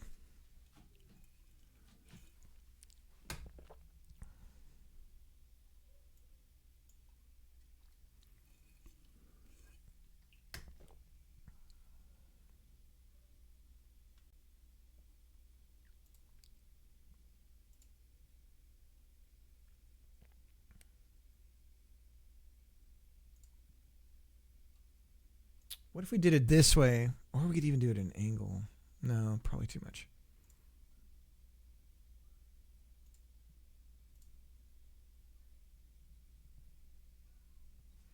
I guess amphibian, it's more... Okay, so it would be more going up. Like that.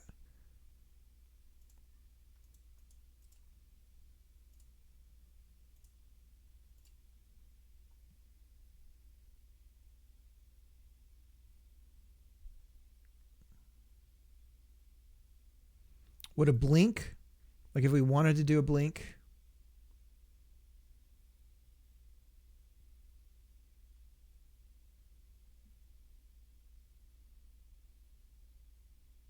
let's do an idle animation. Why not? Okay, so we're going to save this as frog. Let's just make this a pretty little thing here. So we'll go and we'll say frame properties. How do we new frame view timeline? Okay, and then how do we do get the preview here? And we'll do 3 frames for the blink. And then a little bit of a pause. So it'll go like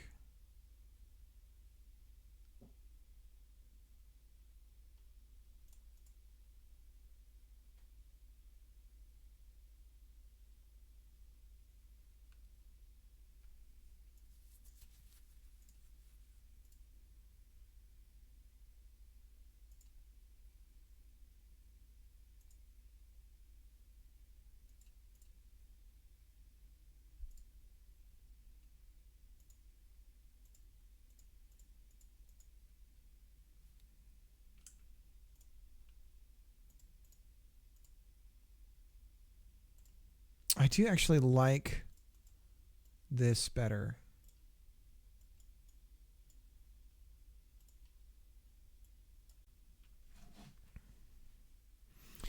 And this is really going to depend on what the background is. So, and then we did a darker here. Okay, that.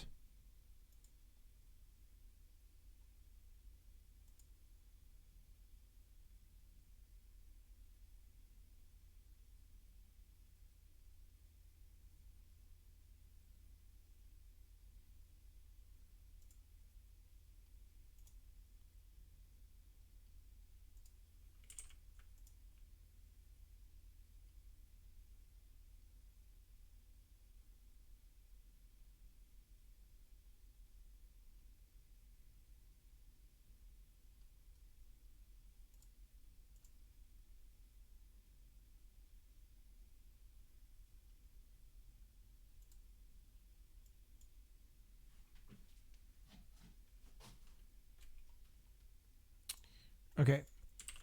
Sorry. Refining the frog. Okay. So we're going to... The blink is just going to be...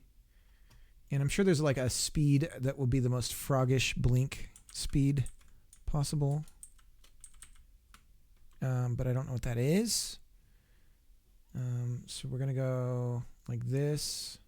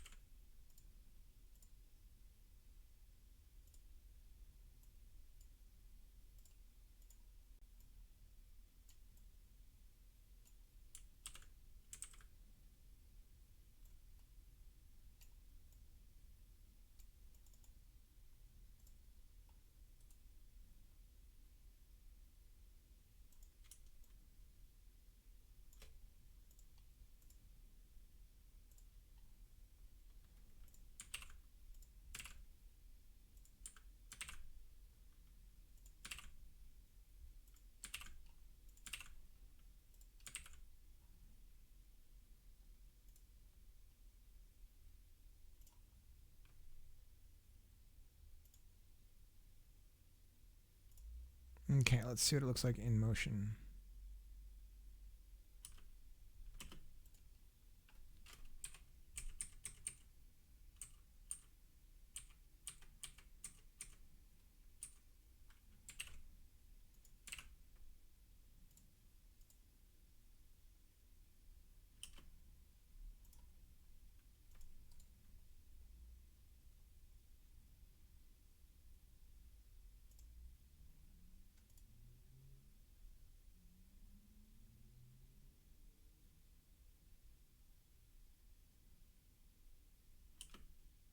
That's pretty good.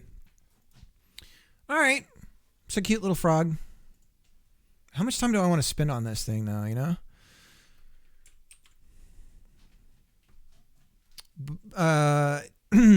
What I want to do too is I want to find a good like sort of monitor scanline effect to throw on. Maybe. I don't know.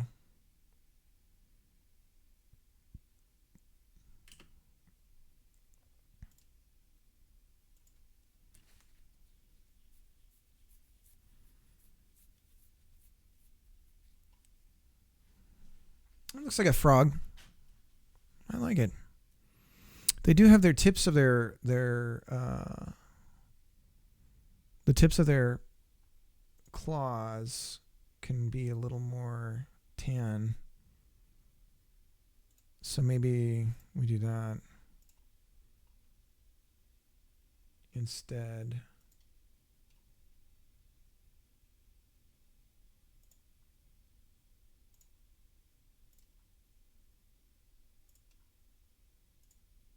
And then the other thing I can do to make it seem more alive, besides the blink, is to give the belly some breathing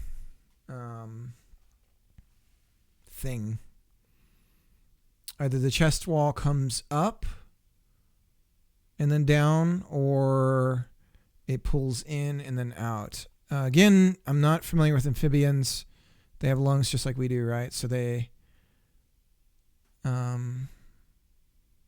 it just depends on how it would look.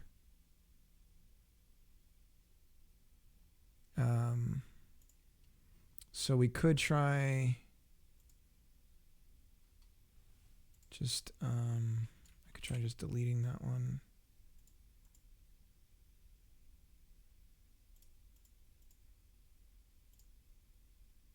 Let's give it a second. We'll go like this. Bring it in. Hold it for a second. Then do an even deeper.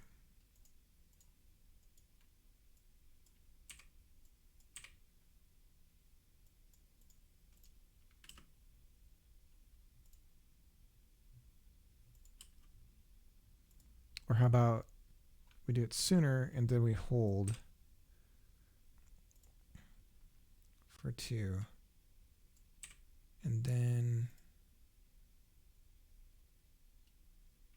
That's when we come back out.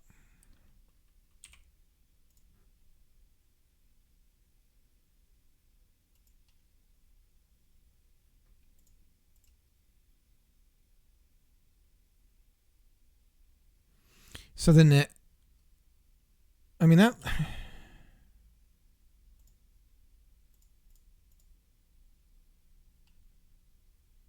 you know what? I do think it shouldn't be in, it should be up. Since we can't actually bring it up, what we'll do is we'll just delete. So we'll go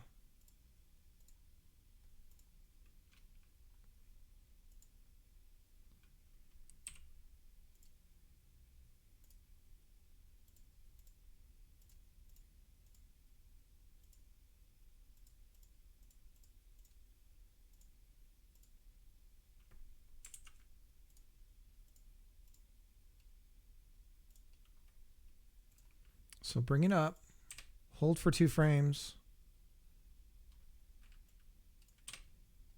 then bring it down.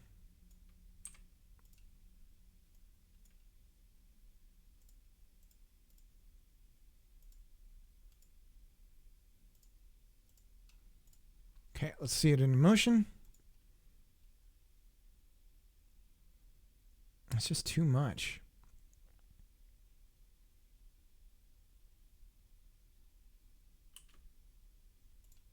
Okay, well then let's keep with the spirit of the holding for 2 frames, because maybe that's the missing link. So we'll go like this and hold for 2 and then bring it down like that.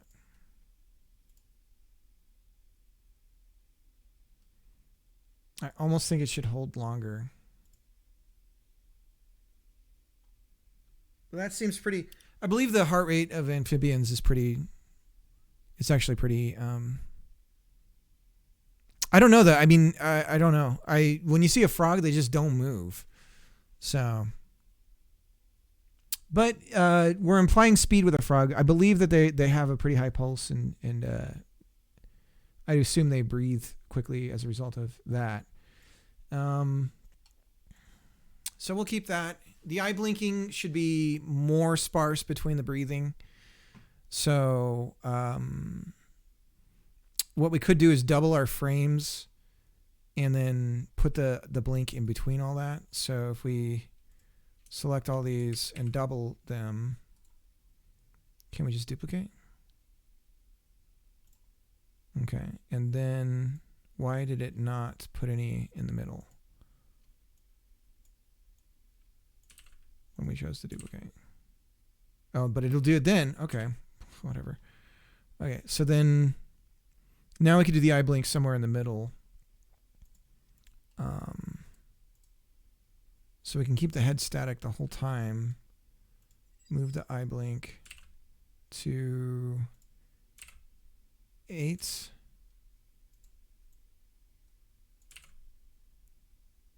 Colin, I've been needing to talk to you. I took a long break from my, I was on a hiatus.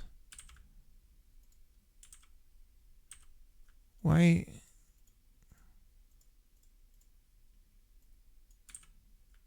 Okay, let's see what we got here. What happened? What did I do? I broke it.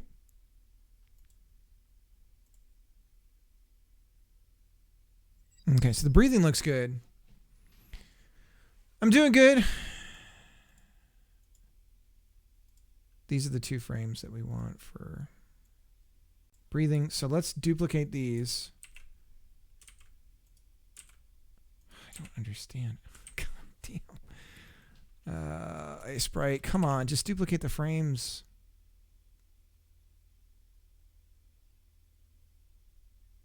Alt B, 1, 2, 3. What's going on? 1, 2, 3. Oh, that's not Alt. I'm in PC world, I forgot. I told Gemma I'd make her a game, so we're working on the game, and then I don't get any chance to do any of the work on it, so I'm trying to get some of that in today. Why? I don't understand. How can I just copy these frames over?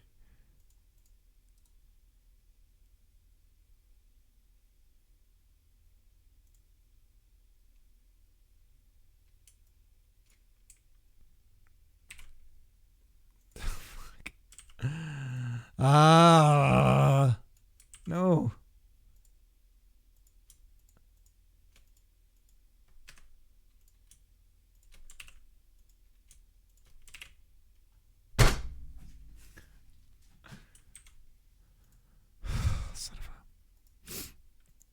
Fine, we'll do one at a time because it just hates me.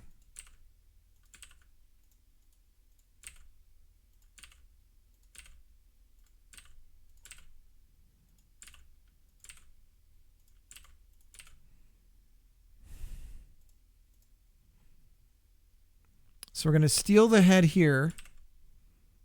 We're going to go to 8, put it here.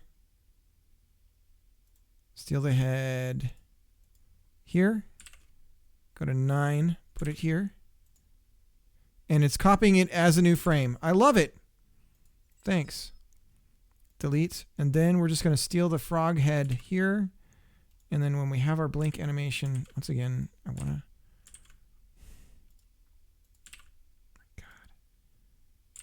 There. There.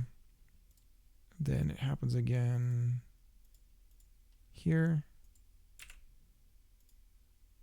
And here. Okay. Now let's see what we got.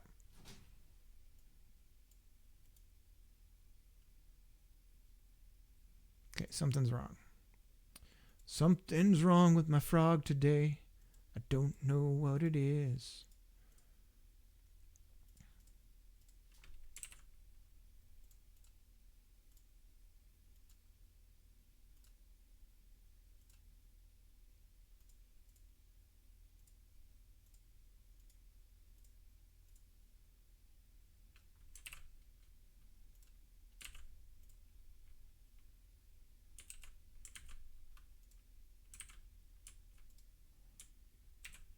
I'm glad you could tell it's a frog. Although I do have that picture of the frog right there, so. Ah! God.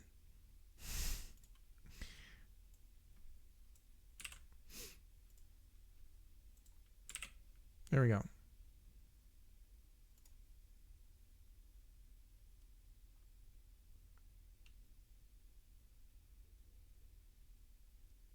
Well, I just wanted the blink to be a little bit off.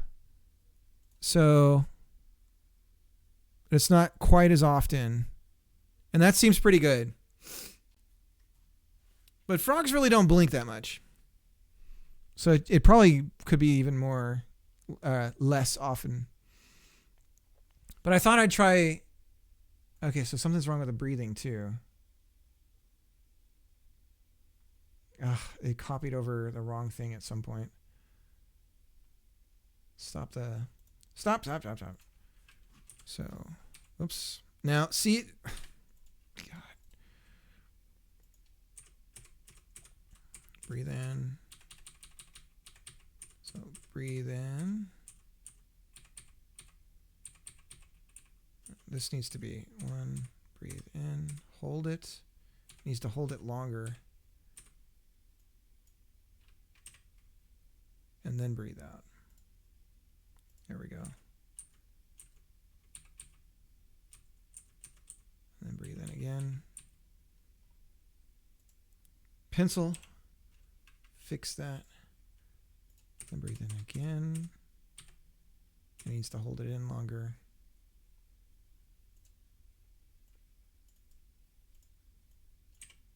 And then let it out.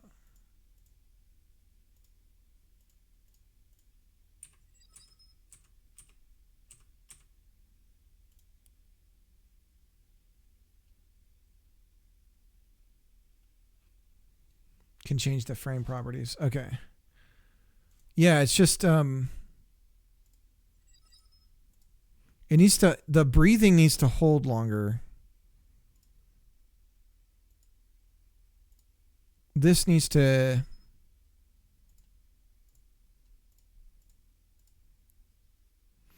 right. Okay, well the frog needs some work. Frog sprite needs some work, but got a frog, got our boxes. And then we're doing the Sokoban thing, so we got our stage stuff. Almost got rewind mechanic going. Yeah, it's cute. And I'm doing the Zelda logic for the character has dimension, but then the objects on the scene don't.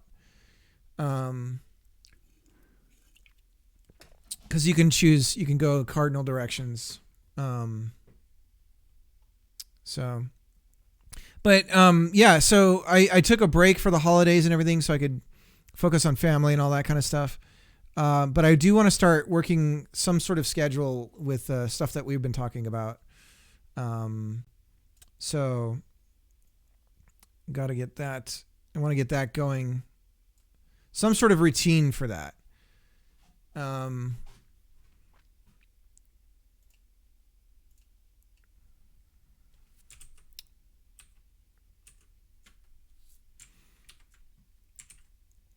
Okay, so there's our boxes. For now, we can just use this as our main thing.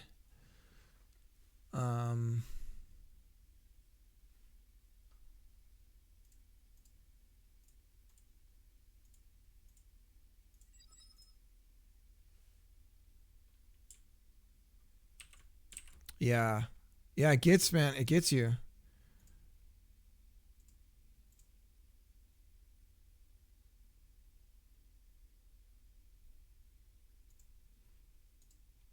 It almost needs to be another frame.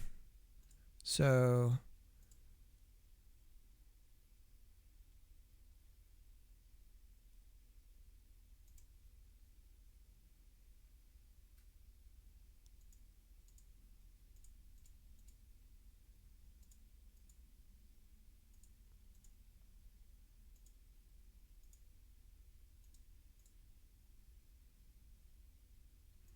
one, two, two, two, two, one.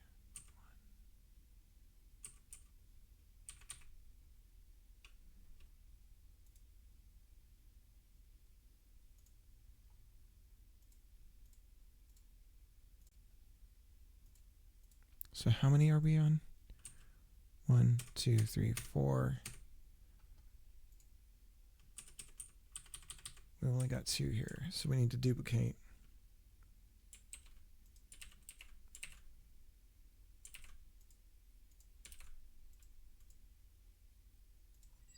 One, two, three.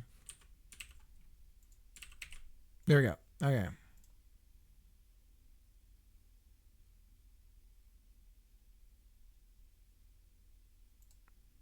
Okay, so then the in-betweens on these ones are 1, 1, 2, okay. 1, 2, 3, 4, 5. So then if we start 1, 2, 3, 1, 2, 3, so it needs to end here, 2, so we need 2 more here for it to be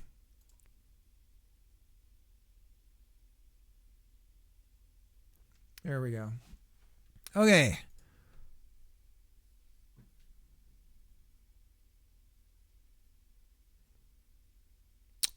All right. You're judging me for this stream title. Back on the horse, neigh the dev. Nah.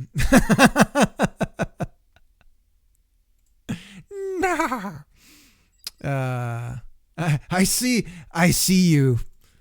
I see what you did there.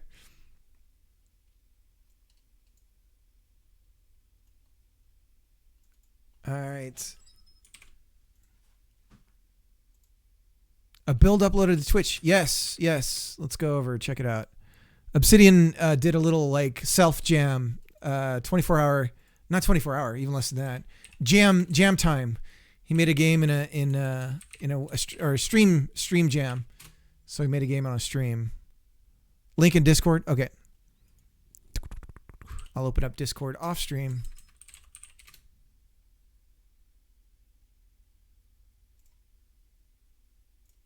I guess it's going to show it up in here anyways.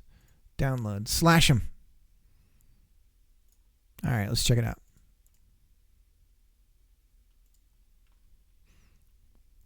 So was this like 3 hours, basically? Roughly?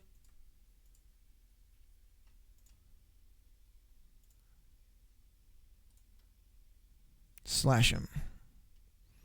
The build I uploaded has worked since the original stream. Okay. It's just like a total core mechanics were made in 3 hours. Okay. No. You've been pwned by Haxor. Oh, not again.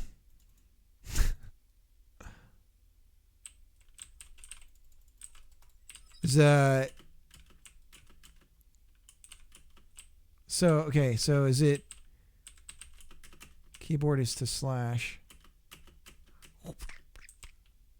Oh, score countdown. What is the countdown? Do I have to kill more to get more time? Oh, it's just raw score. And these are Kinney assets, right? Okay, so they spawn from 4 points. What happens if I go down here? The pathfinding. Props on the pathfinding. Is it the line of sight? No. It is.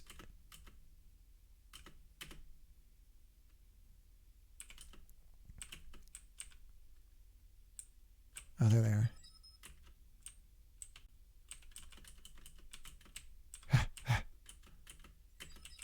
Oh, there's a little bit of bugginess with if they...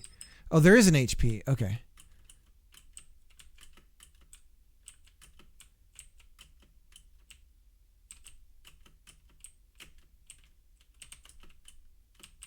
Oof.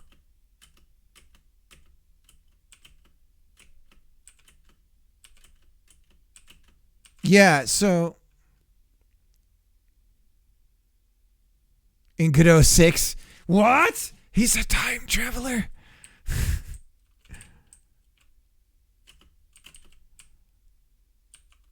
So hits aren't reading. These are all things that you would be able to you know already. Hits aren't reading. So one thing I noticed about this is just a point to point out. One thing I noticed about I was playing the OG Zelda. And there's actually a lot of thought that, as much as you could on the NES, there was some thought put into collision detection and a little bit of wiggle room so that if you're, instead of like on the pixel level being like, oh, you can't pass alongside here, what it would do, what Zelda does, the old OG Zelda, is it'll push your character up a little bit so that it'll make it around where that collision is. So they're doing some sort of like edge test. And if there's enough, if the pixel space is right, it'll push you around the blocks so that you're not constantly like getting jammed up against the sides of pixels when you're only a couple of pixels off. So something like that would make that feel better. That when I hit the corners right there, I just stop. And if it just shoved me a little bit around it, that would feel better. I'm not sure about the colliding actual collision on the ghosts. Maybe they should despawn when they hit you, since you're already being penalized by. I'm just totally just giving my like just off the cuff thoughts, but if they hit you, they should just disappear. You're being punished by hit points. Already. Okay, but dude, I mean, this is, you made this, you've been ghosted. You made this so, I don't think there is audio for the game. Is there audio, Obsidian? Yeah, no audio yet. Yeah, and of course, obviously, some kind of audio feedback, but yeah, just from a game feel, I do personally like that you're not doing the whole mouse points the sword thing. I'm not a fan of that. I just don't. I don't like that. I don't know. It's just me, maybe. Did I unzip this? I guess I didn't. I just ran it inside the executable. I thought I unzipped it. Huh. Yeah, I did. That's weird. Couldn't find the folder. But I don't know. So I guess I don't even need the. So if you're not going to do the mouse points the sword thing, which I'm personally not a fan of, then you could do directional facing. I mean, just like Zelda, with the character's faces, the sword faces the direction the character is going. So right now you have that on left and right already. You could just change it. You could do something of the equivalent going up and down, so that the sword swing is facing in that direction. That would also indicate.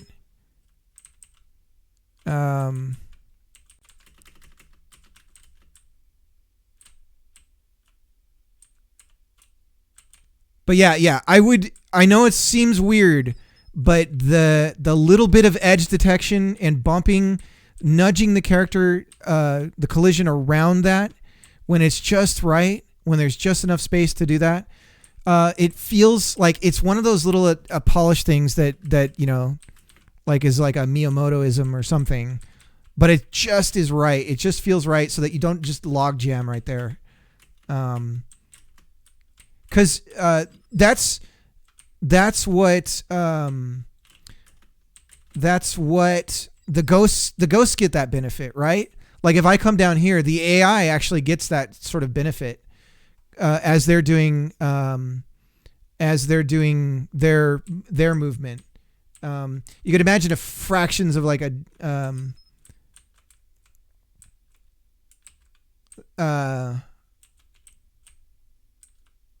Yeah. Cool. Yeah. No, I've been, I think it was like a self-imposed jam, Colin, that he was doing. I've been playing Breath of the Wild with my daughter, but it's only made me think about the original Zelda game a whole bunch. And, there's that GDC talk where they show how they built the 2D version of the game, to prototype the ideas that they had. And, but it just made me think about the original game. And, for some reason I had to open it up, 'cause I'm like, I know there's block pushing in that game, but I don't believe that the Link runs on a grid. And then I started thinking about the layout of everything, and I'm like, I don't remember there being a problem with like hitting edges at all. And so, because that's like early NES and those kinds of things, the collision detection, you can always like you feel like you're being punished sometimes, and like hits that shouldn't and things like that. So I went and I opened it up, and I was like, what are they doing? What, like, is it cheating somehow or something, or is there like a wide breadth or something like? And then I started messing around with it. And I realized it's just like, I don't know how many pixels, but maybe 2 or 3, or it's probably a round number, right? So probably 2 pixels. But if you're just close enough, it's just like, all right, I'll shove you over. Like, and then in the level design, there's never going to be 2 of that happening at any moment, because the space between blocks is such that the character is always wide enough to go through. And then I noticed the other thing. The other thing that I noticed was that, and the other way you might be able to do it is by having movement collisions on a circle. So if you use a circle shape, and you collide with walls with that, it might let you squeeze around a little bit more easily. So that might be another way. There's like a bazillion ways you could do it. Anyways, yeah.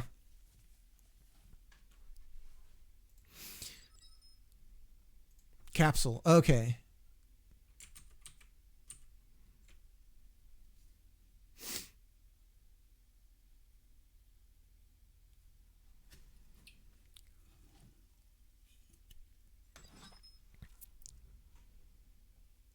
The Godot nav. Yeah. Is it their A-star thing? I don't even... Anyways. Okay. So let's... Pathfinding. Oh, okay, okay. Okay, so we got our little froggy. Okay, so I would need to create the back view of the frog and the front view of the frog. I actually like how it looks even large, which I think is promising. And then an animation.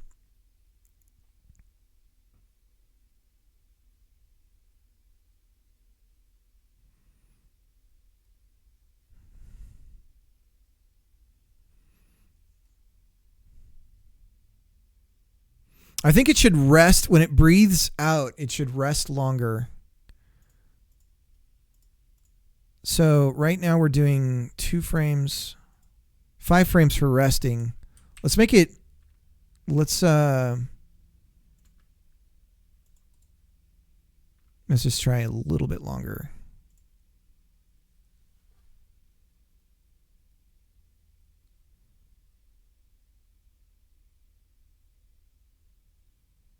Okay, I see the problem. So when we come down,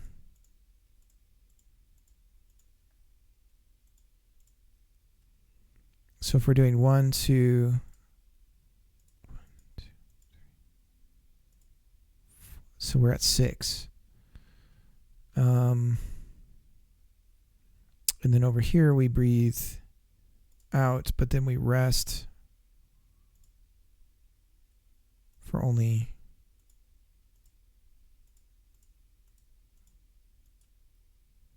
1. 1, 2, 3, 4, 5. So we do one more here.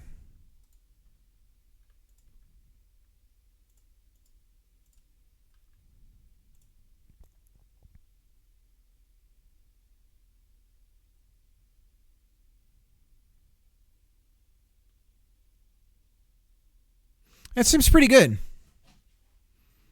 And the eye blink being slightly early. I like it. So we got a cute little resting animation for our froggy.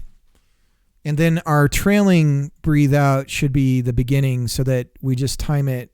Anytime we move, the starting animation starts at this frame right here.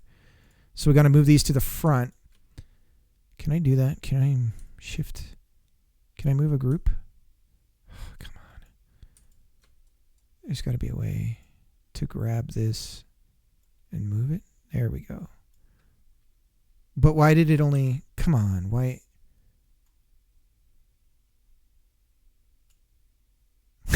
Why is it acting like I moved 2 frames? Okay, I didn't. Did it only move the 1? It only moved the 2, even though I highlighted 4. Okay.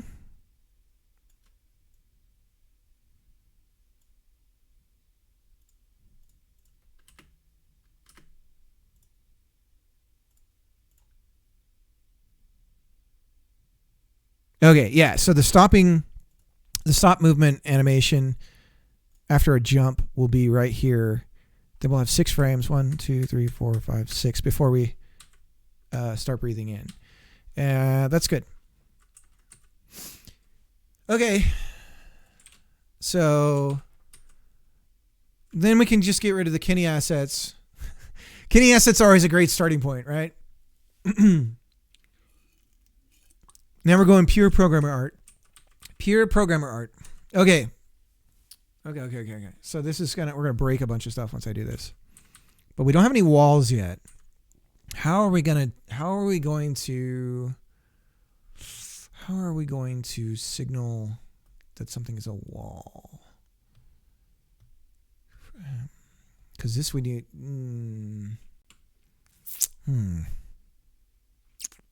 Don't know yet. I mean, we could just do straight up bricks, right? So if we go frame, what is it?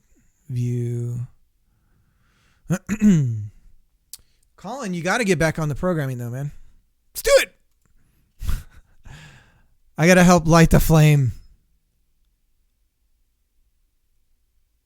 Sent you a link on Discord. Okay, I'll have to check it out.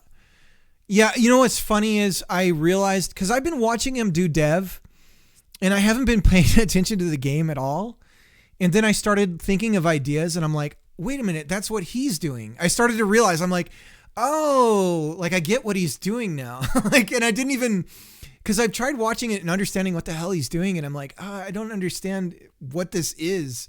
But now, as I think of ideas for stuff, I'm like, oh, okay. So I'm very intentionally trying to come up with ideas that are away from what I've seen his doing. Cause like the split player thing, I had that idea. There's a couple of things that I saw that he was like, cause he's doing like we're doing a frog. So what I'm trying to do,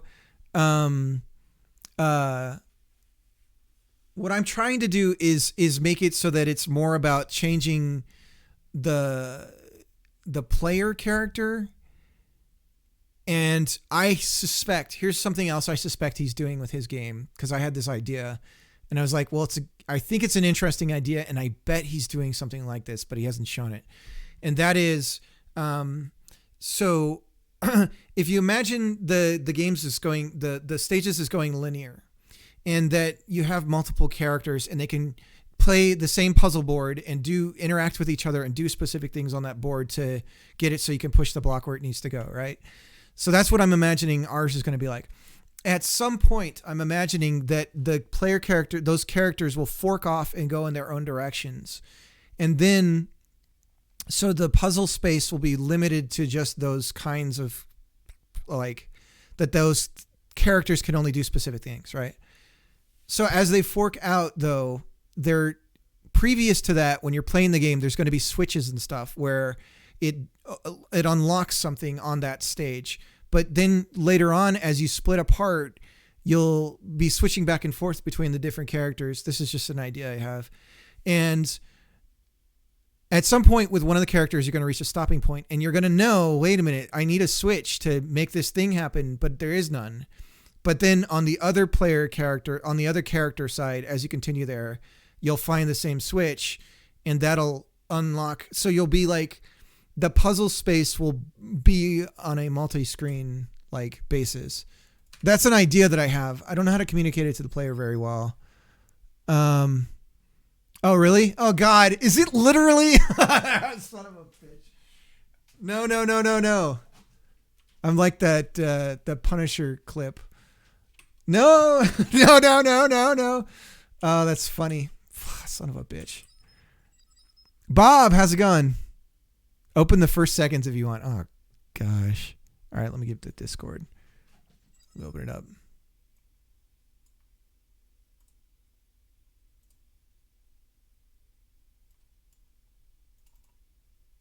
Thanks for doxing me, Twitch. What do I do here?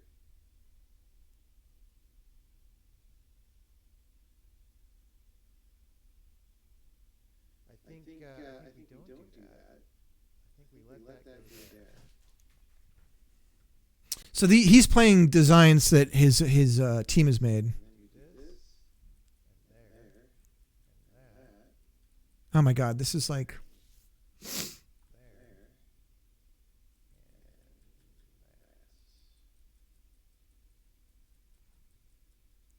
Oh my God, this is kind of what I was imagining.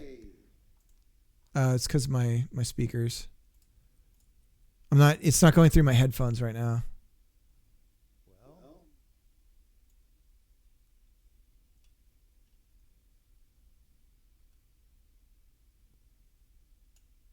want it in that little corner, crooky crook. So like I could go here, I can kick it to the right. Colin, do you know, is the rewind mechanic, is that going to be part of his game period?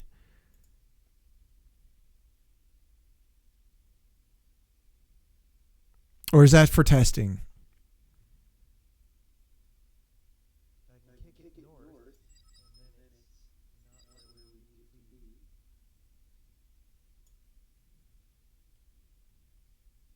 I can kick it south, and then it's stuck. I don't know what my theory is.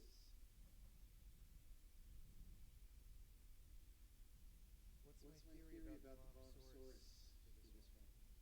So we need to go in that little corner there. Okay, the way we do that. Oh, I see. It's not hard. Overthinking it. See, this is interesting that he's got semi-real-time. He's got semi-like real-time elements to it in so much as that it will require some amount of player skill.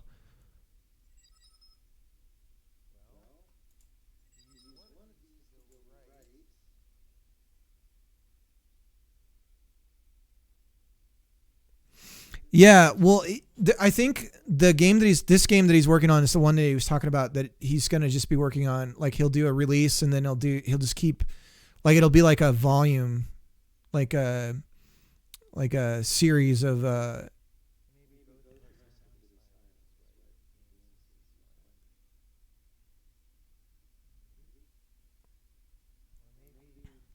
So he's doing son of a bitch.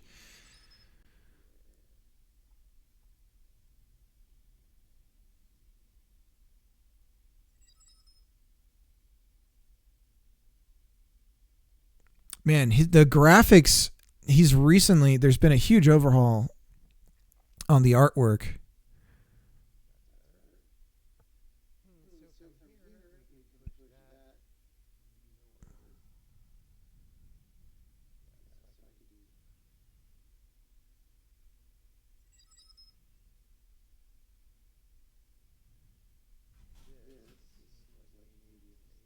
I like the hints on the edges.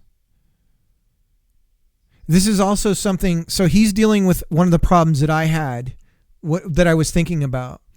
And he's solving it the same way that I was imagining. It's so funny because I never paid attention to what he was doing. And then I think but because he's using a slight perspective, he's able to get a little bit more height out of the stages than you would if you were just viewing it straight down. So I was thinking about mine, and that I came to that conclusion where I'm like, well, here's the reason why, is because for the puzzle designs, I'm favoring like a square space. A square space for a square puzzle design space, but we have 16:9 monitors, right? So the problem is okay, you center it in the middle, then you have all this blank space on the sides, right?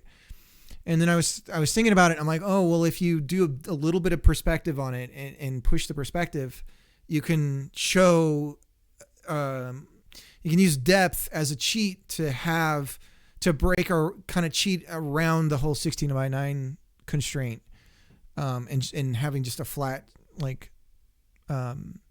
way of showing things.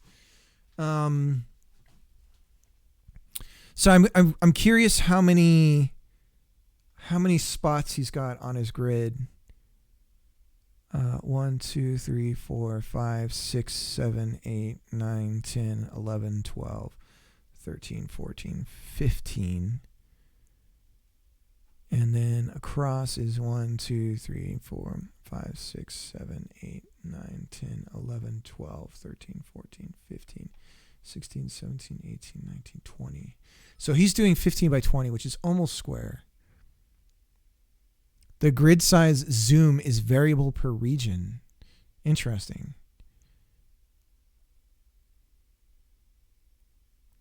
Yeah, I suspect he's going to do something with scope too, if that's true. Interesting. The see what I mean. Okay, let me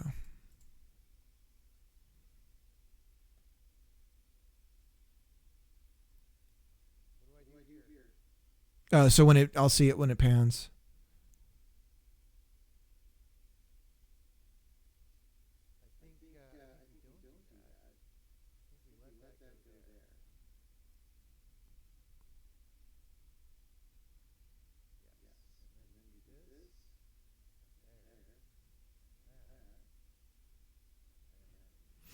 Yeah, the timing issues. It's so funny, these problems that this stuff creates when you're programming this stuff. Is all very familiar.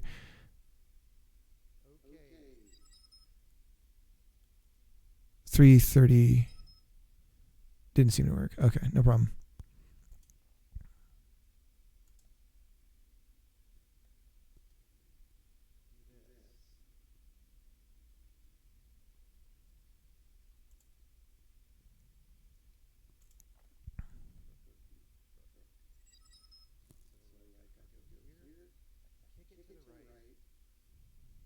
Oh, it shouldn't be. Okay. It's okay. Speaking of typing, have you noticed autocorrect has just gotten worse?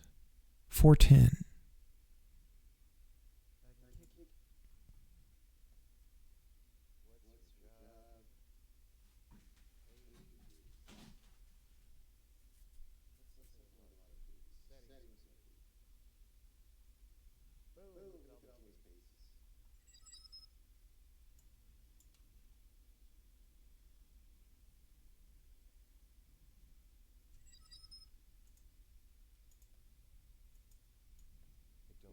Think about C sharp.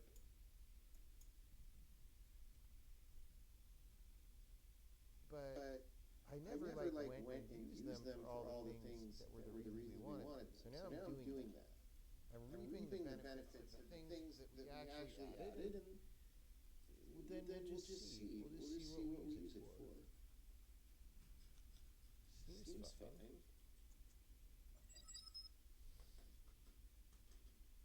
Dude, I went to bed at 3:30 in the morning. Look, we've got our pages. What's your job?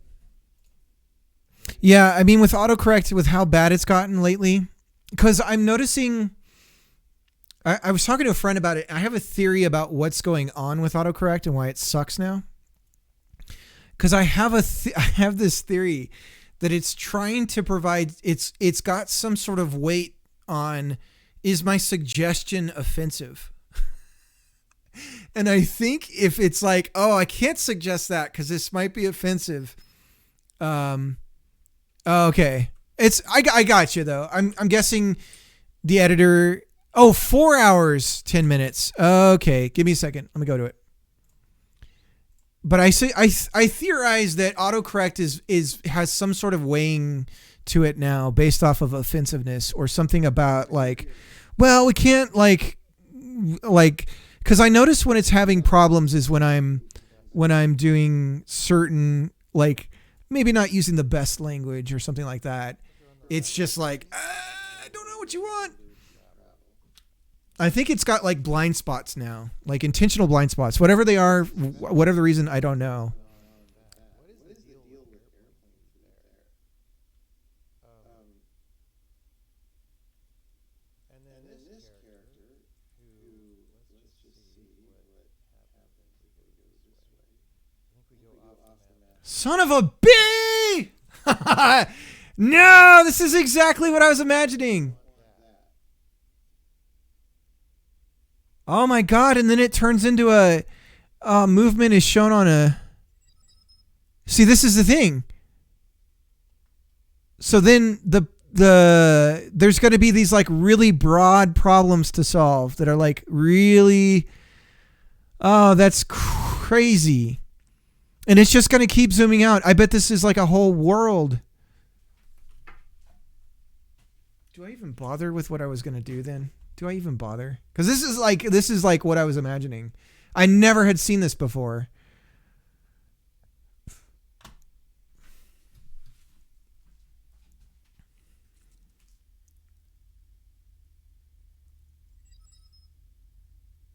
It's just one level.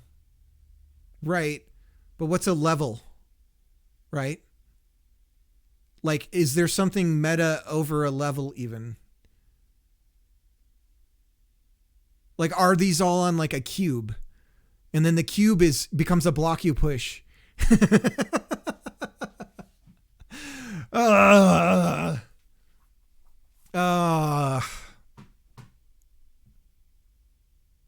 It's 4x4. Yeah, no, it is making me think though that if I ditch the Sokoban idea, but I keep the concept of the spatial differences away from things,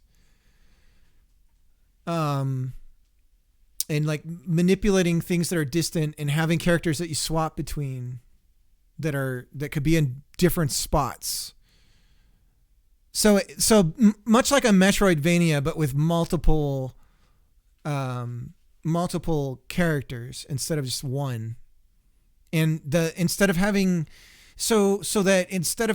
like, here's an idea, I'm just rolling on train of thought now. But instead of in Metroidvanias, you always you get more abilities that open up where you can go, right? But what if you take that idea and you say, okay, you're going to get this like squad of dudes. And as you unlock more of these dudes, they're going to have different abilities. And that's how you gain access to these other places that typically in a Metroidvania are reserved for powers and stuff like that. Now, I'm just thinking like just go in a completely different direction from the whole Sokoban thing. Something, because it just got me thinking like, shit, it's going to seem like I'm stealing this idea. But what I was imagining is a little bit different than this. It's a little bit different, but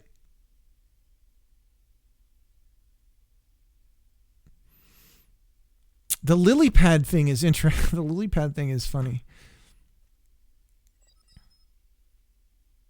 Yeah, it's true. Yeah. I have some ideas with depth. So maybe that's something I should explore more instead. But we got to get some cute characters moving around on the screen and all that stuff first, right? So we got our little froggy. Oh, no. No. Don't say there's scrub to this thing and then it's going to be... Well, I did see some towers. I like that. I like the abstraction of those 3D assets to these like 2D. I mean, this art style here really reminds me of like Age of Empires, actually. But it might just be like the. Yeah, I like that this is like islandy, sort of almost like Jamaican sort of space. It's cool. There's a little pond here. That's neat. I imagine this might be where you start. Or I don't know.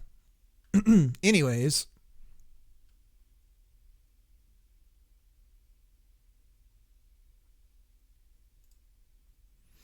Okay.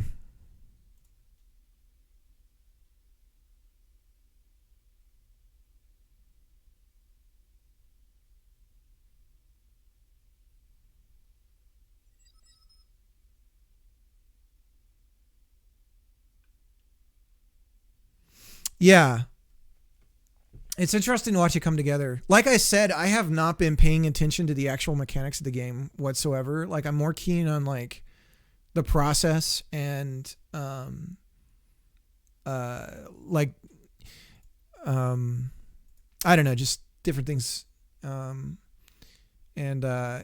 it's cool. I mean, you can actually go on his streams and like ask legitimate questions and he'll answer them, you know? Goes to tell you that you can do most of the game with placeholder and think about the details later. Yep.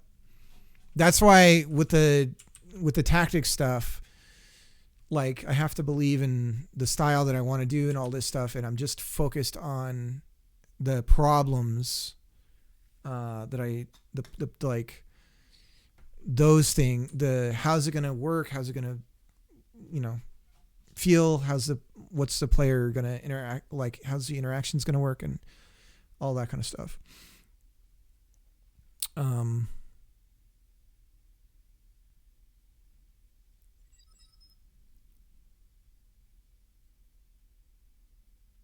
Yeah, into their own animation trigger. Yeah, I can do that.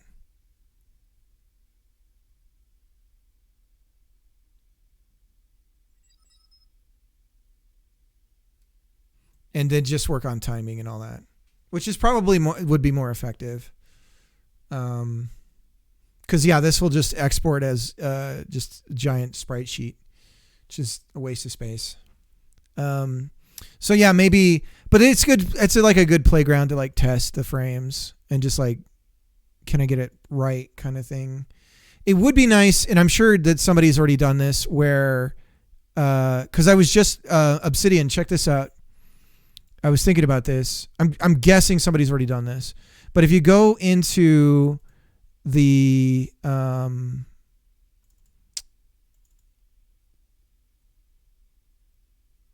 is this? Why is that there? When did that happen? On the 16th. How old are these? Oh, okay. I'm going to get rid of this. Sorry. If you go into ASprite and you go to docs, they've got the file spec here. And so I was thinking it should be possible to not the porn, right? No, that's under like banking docs / important tax information, the 2007 taxes,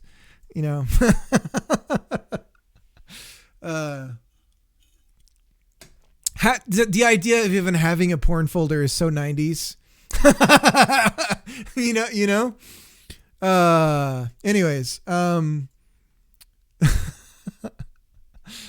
oh god. But okay, so what the point I was trying to get to, just put it in the download folder, right?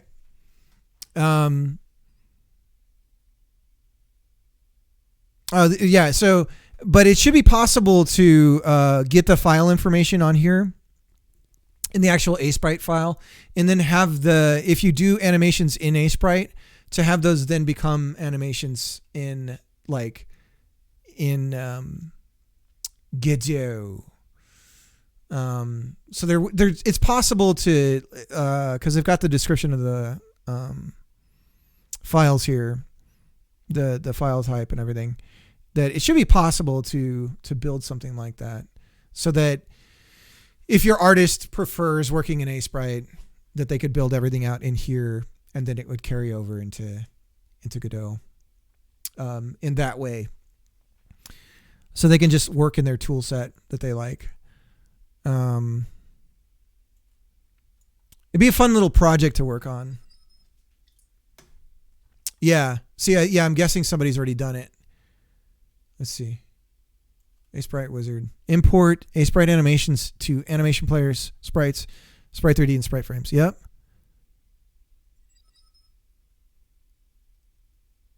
JSON. Was that what we were doing for the dinosaur game? Okay, well anyways.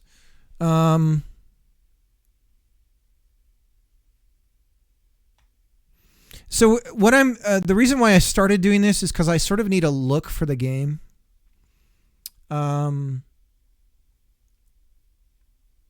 So let's make some sort of switch. So let's go to this, and then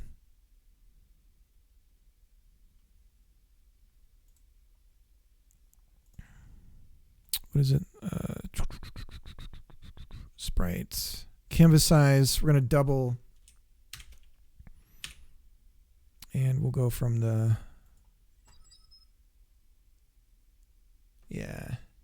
cram jam. ellipse tool and one in.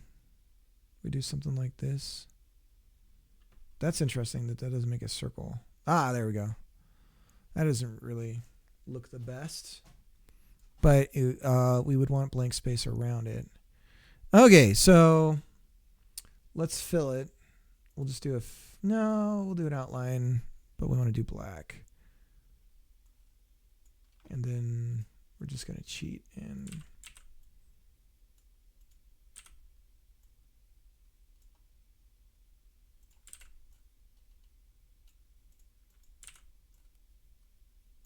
we need some sort of look to a pad.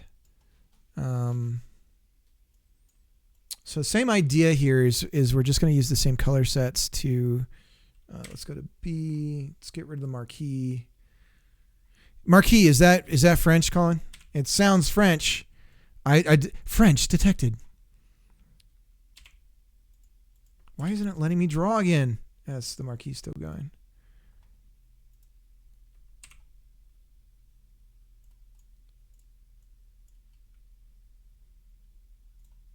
Can I move the palette around without having to? Because if I can move the selector on the palette, that would be dope. Yeah, it's like a rank or something, right? Or some sort of title.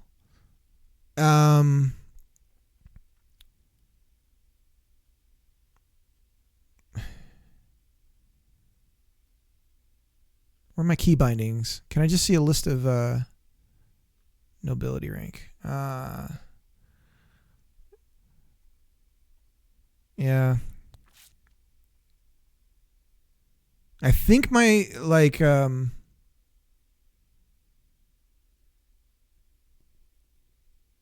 flip vertical sprite. So sprite layer, is there anything about view, canvas size? Is there anything about palette? Ugh. Let's just search palette. Load palette. Edit palette mode. Palette presets. So I can't just navigate around the palette. That would be so nice. No. Okay. Whatever.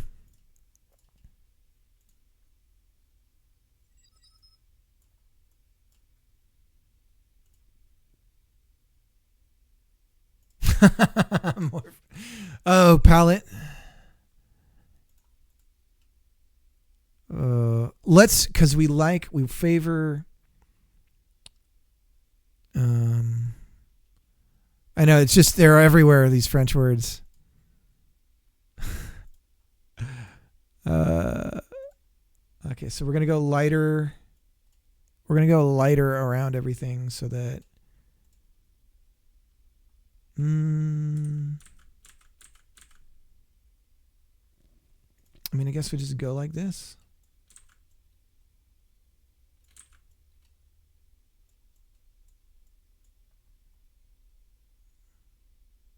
That's all right.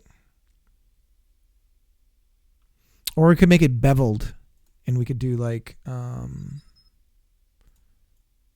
this.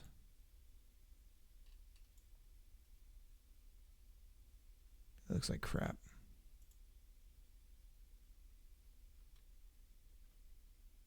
Bob Ross. Sorry I've been gone so long. The holidays become us. Yeah, it looks like crap.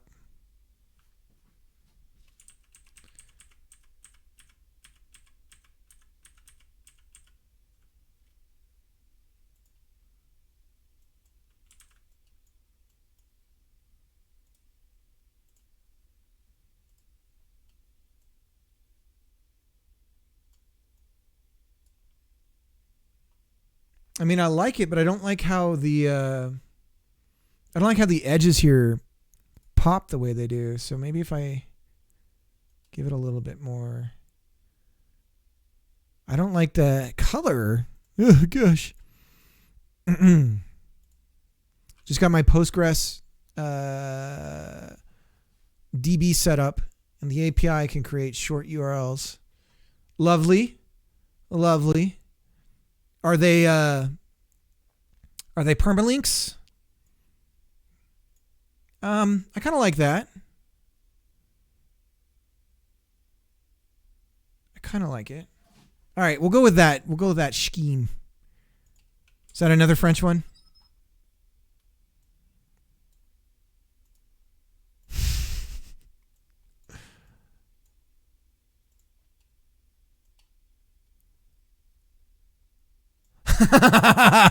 Colin, I'm sorry you had to go through that.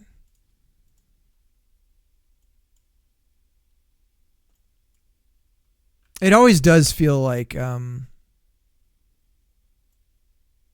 doing web stuff feels like being like manhandled, as the phrase would be.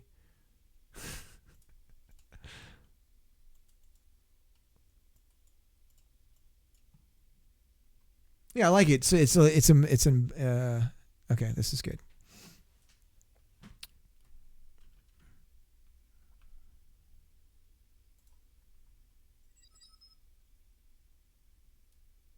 I know you guys. I should probably be looking for a web job because I need to be making some real money here. Oops, wrong color.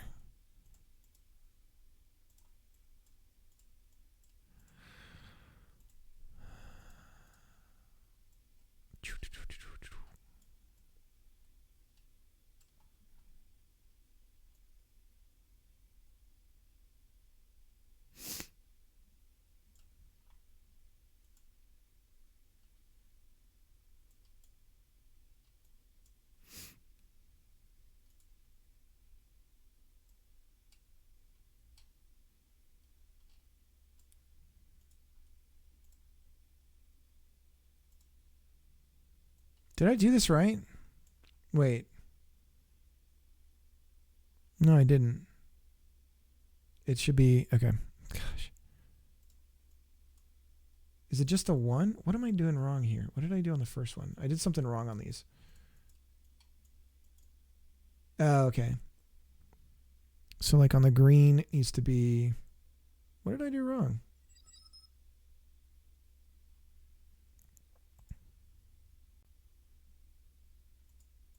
This bright green here.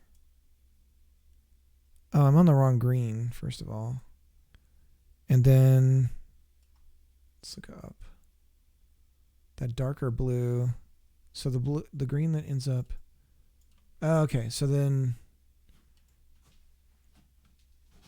The dark blue. So what ends up being the... It's the bright green. I'm confused. How did I confuse myself?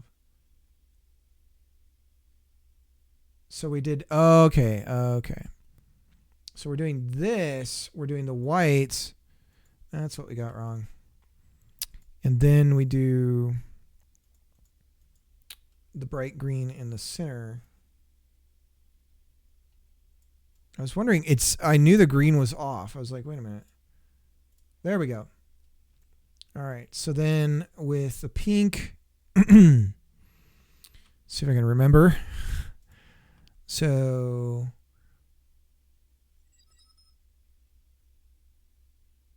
and then we do one dab of this here. Okay. We got it. Equally green frog. Yeah, I'm hoping that because of the size of the frog and everything. But yeah, we might not end up using the green. Yeah. Or we color code the boxes so that only the frog can move the green. Who knows? Oops, this would be the lighter color. And then this will be here. And then like that. And then the dark. Okay. Last one is the gray. And this is where the NES is going to screw me over because I do not believe I can do this with gray. Oh, I think I can. I just, I'm going to grab, because we want the brighter gray here. And then there's 2 levels of darkness. See, I think I'm going to get screwed. I think we have to use black. Ugh. No.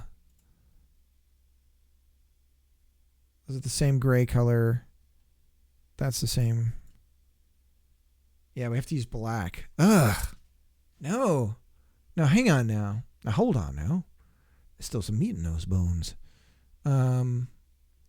If we were able to get... It's because we have no... Yeah, we had to use white for the highlight on here. So that's why we can't... Oh! We can't use gray. Or at least we can't... I guess we'll just cheat and put the darker around here. Close enough. Looks like crap. Damn you, limited palettes.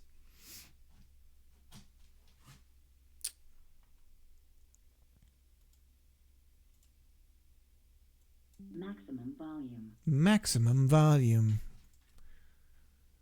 Thanks, computer. You're welcome. Okay, so we got some switches. They look okay. They're looking a little gemish. Everything's looking all right. What is going on with the background, though? Why are we not transparent?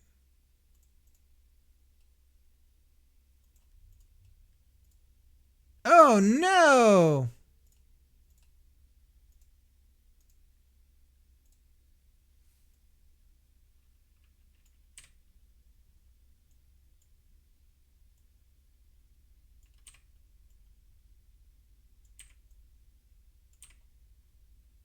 Why?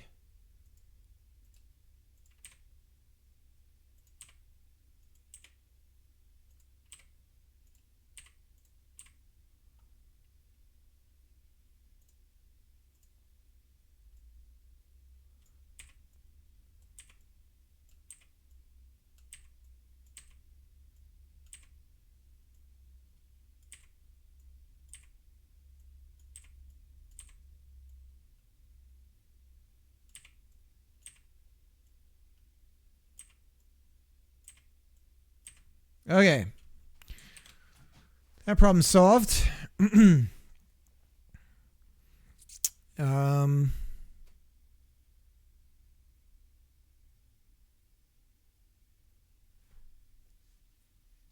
should probably go throw this stuff out.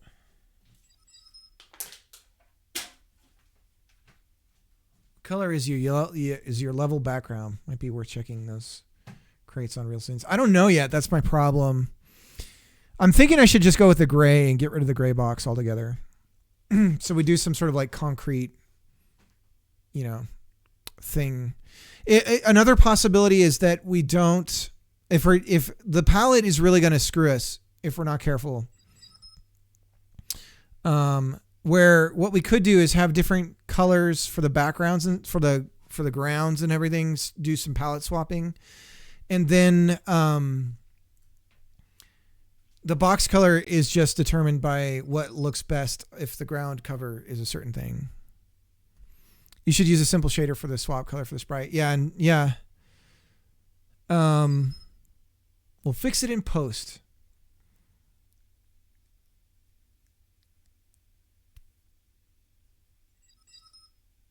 Yeah, I believe that's how the NES colors actually work, right?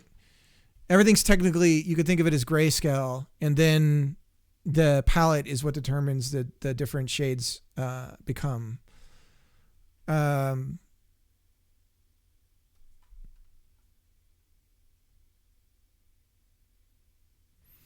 So we could keep with that spirit in a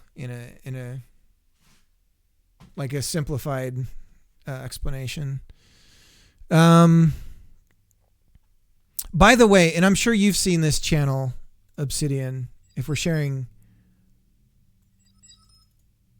in a bread way. I just typed 69. I just typed 69 on accident.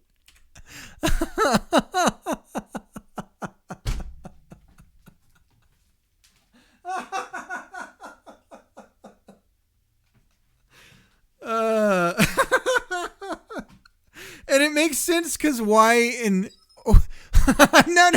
I swear, if you look one row down, it's Y and O for YouTube. I swear.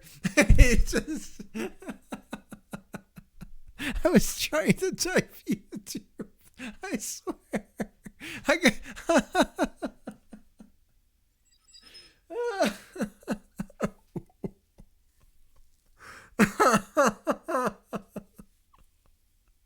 That's like it's like having a really important like presentation.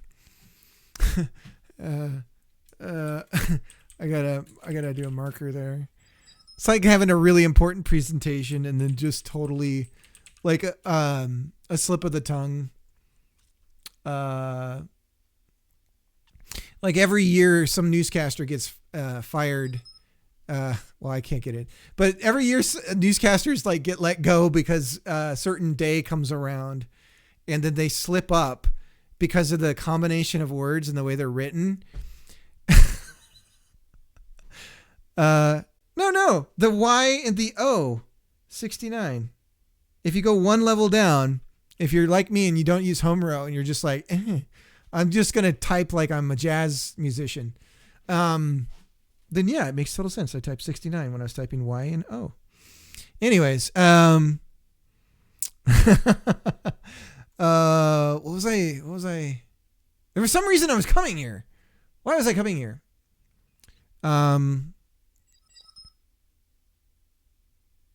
Oh, the NES guy. What was it? Oh shoot. I don't even know. I'm really subscribed to 244 people. Wow. NES stuff. Maybe if I just do a broad search, it'll come up. Yeah, NES Hacker. This is a great channel. Yeah, I can't stand him. And it's worse on mobile with the YouTube shorts. Because you can do this and it's like, oh, okay, we'll go away for 30 days. But then when you're on mobile, it's like, yeah, we're never leaving you. And we'll autoplay. I believe they autoplay or something. And then they infect your history. And then because one of them played, it like just destroys your recommendations. My whole everything about this, I need to clear out my history again because it's just like broken again. Look at this nonsense. It's just so many like, anyways.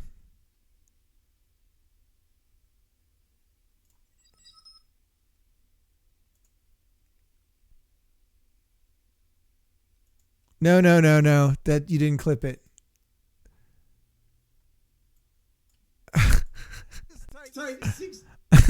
No.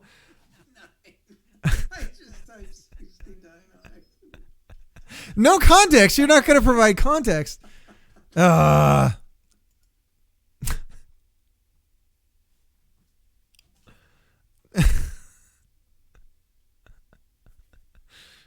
shoot.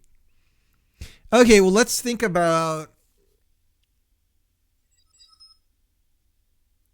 the context isn't going to save you. It's true.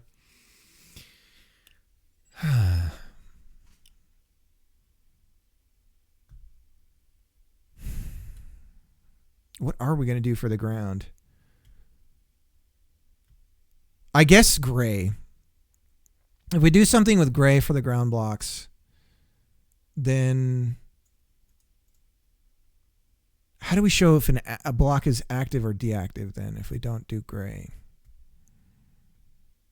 I guess we could just shift the color palette down even lower. Or we could get rid of the highlight on it.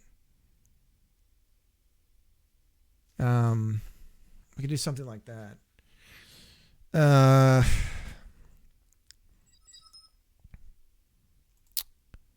Well, but then we're getting out of the NES space. I guess we could though. Let's see. We're gonna go sprite canvas size. We're gonna add another 8. Oh, hang on. From here, +8. Okay. Let's just try. We'll try doing. I don't know. What would the ground look like? Not really. I just needed one. They have a bunch of presets in here. I almost went with the Google UI one just because it has so many shades.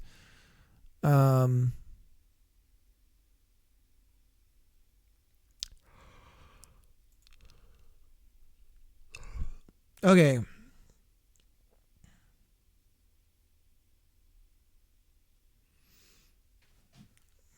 See, this is I could just do. This is where the.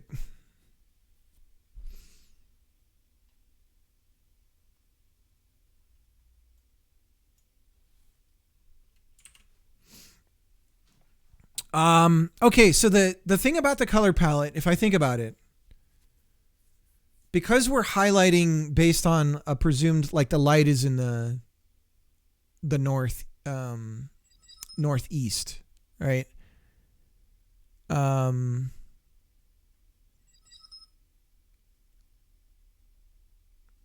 So if we just inverse, then we could theoretically have blocks that are the same color and not really have it read too poorly. If the light, like if it's embossed, or beveled. So one's beveled and one's embossed. And so it could possibly, like for instance, if I were to go here, we have this blue block, but let's say we wanted a blue space to push to, if we just happen to have something that was blue. Or we could even do some sort of just like really simple texturing.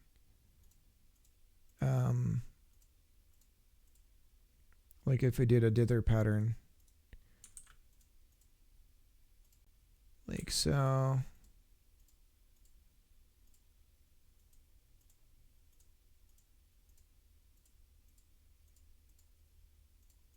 And then, oh, it does? Okay.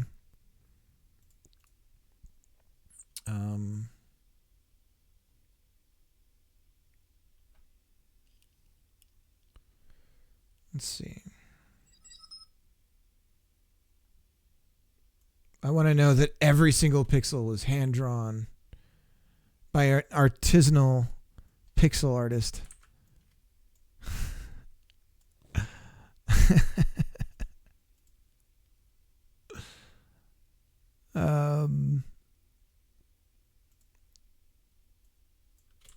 I'm just messing around here real quick just to see. Yeah, let me try to find that dither thing.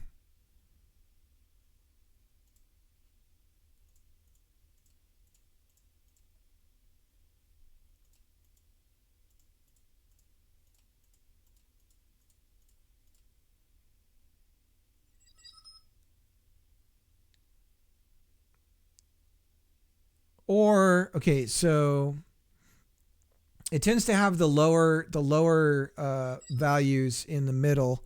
So if we were to, dither is an option in the fill tool. If you draw lines, maybe easy to use the line tool. Fill tool. So paint bucket.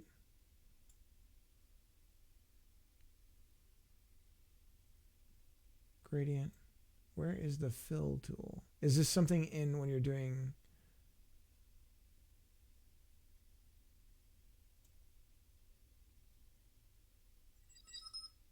It's a gradient. Okay. Because I have an idea. Here we go.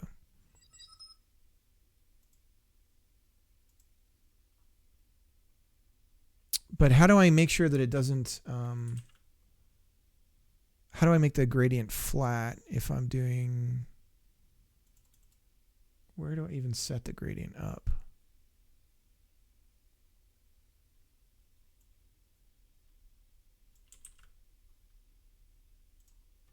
So if I want to fill this area with a gradient,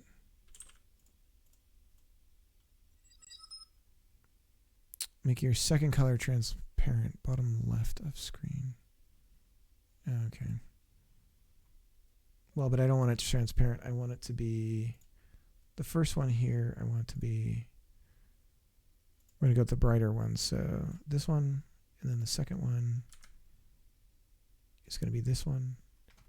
And then gradient tool. See, the problem is, how do I just do a flat fill?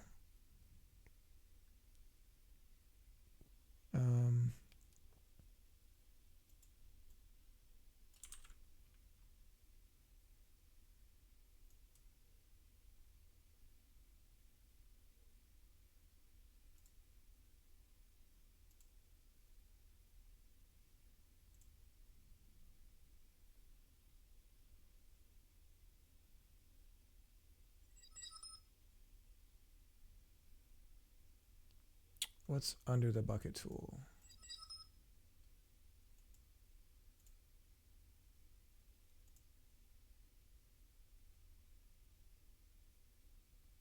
All right, have a good one, Colin.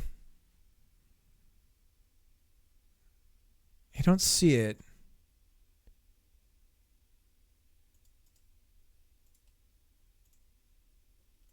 But we might be able to cheat just by making a wider gradient. Like if I choose the gradient tool, see, it's forcing me to draw inside the bounding box.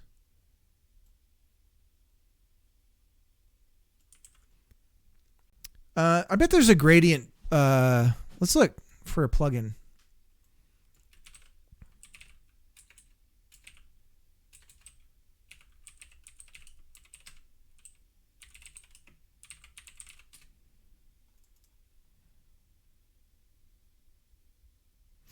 Shading.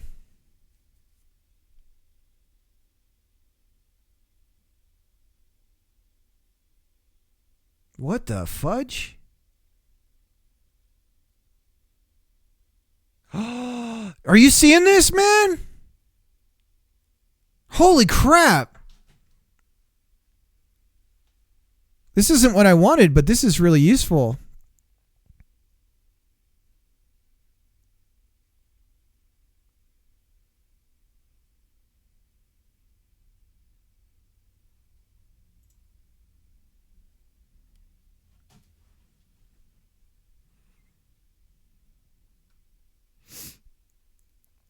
Okay, sorry, got distracted there. All right, let's do the, whoops. Here's what we're going to do. I'm going to fix her up.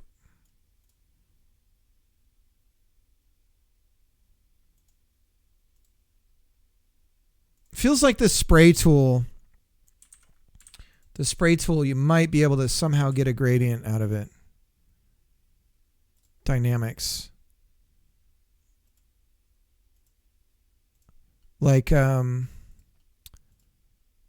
angle gradient, dithering.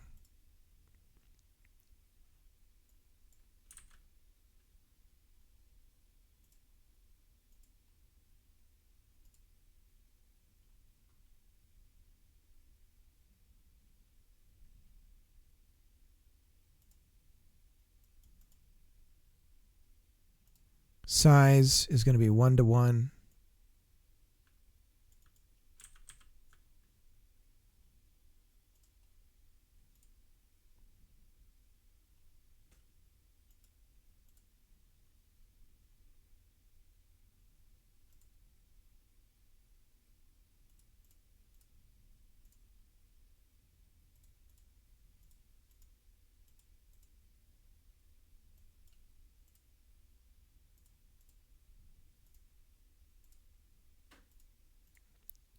Gradient velocity. Okay, hang on.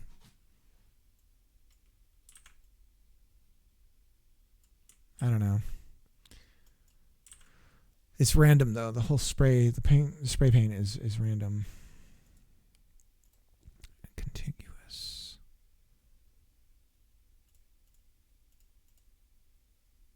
shading.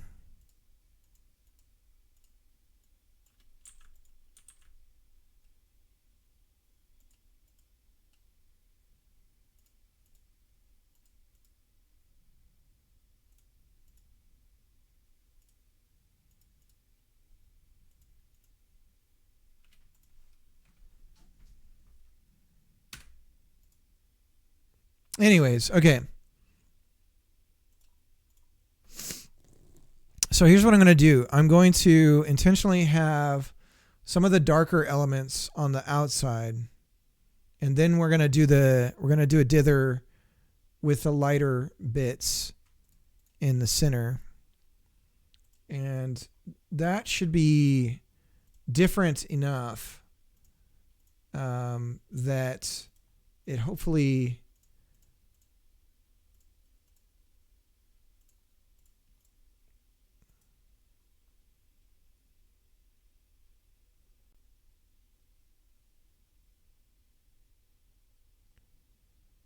I mean, the other thing is it could just be a dithered, just altogether, the whole thing just dithered.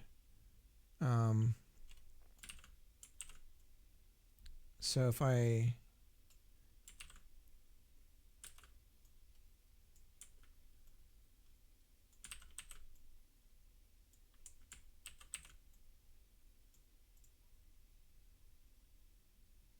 mean, that could just be a blue space.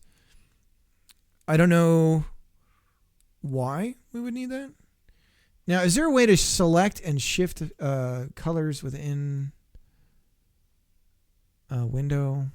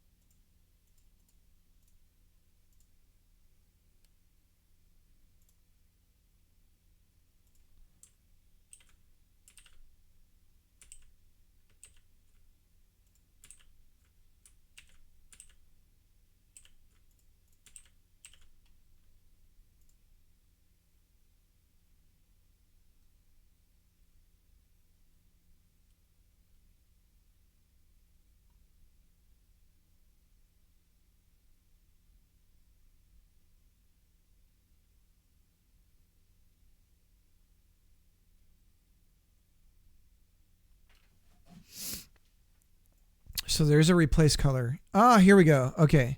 So if I have a base dither, I can just paste it everywhere I want it. And then just do a replace color. So we'll use the dither. This will be the programmer art for whatever the hell a tile is. We'll presume that we have a stamp for it that's color based.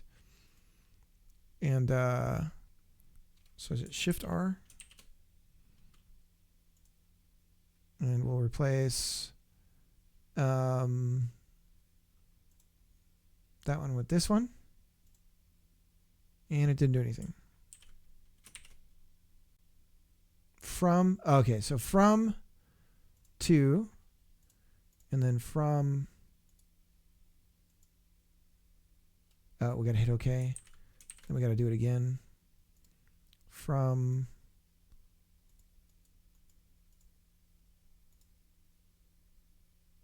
to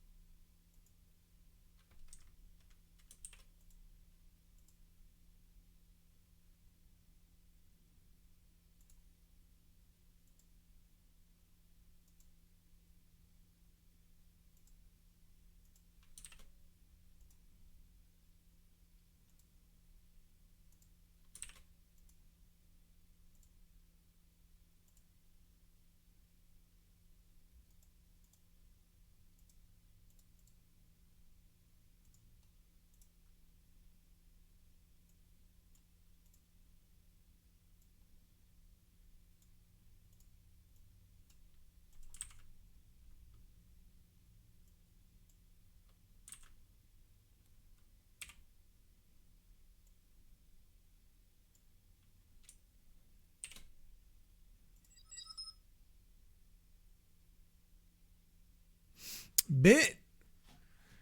I'm back.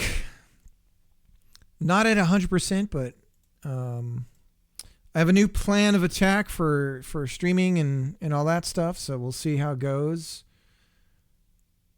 How long have I been going for? Almost 4 hours. A little bit, actually. What are you, my mom?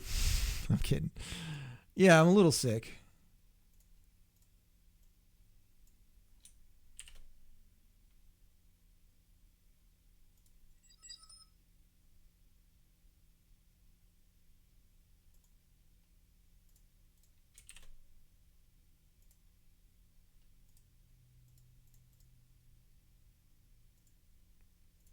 There we go. Okay, so we got our sort of our grid, our equivalence pieces. So these are our blocks, these are our buttons, and these are just like the tile maps. That's all right. It's not too bad. And just a little bit. It's the holidays, you know, it happens. It happens to the best of us, especially when you got 2 kids. One of them who refuses to not eat food found on the ground. I suspect that's going to be an issue with him as he grows up through the ages. So we need something for a wall-ish type thing. Some way of indicating a wall. And I guess a brick pattern, probably the easiest way to do that. So if we've got these colors here for something, how big of a brick are we thinking? That's the question. Whoa, that is not the color I thought I picked. It isn't. Why are we in Backwardsville?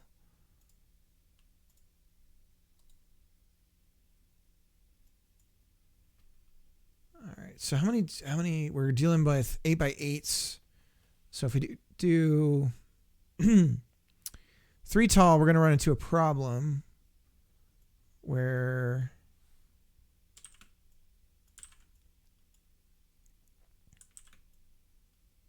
we're too short. So this tile, does A-Sprite do anything with texturing? Loop selection, set loop selection. So like if I choose something like this, can I show it in a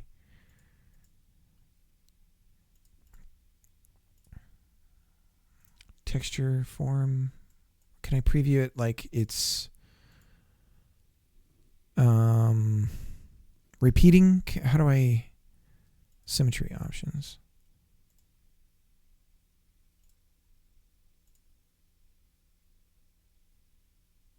Tiled mode.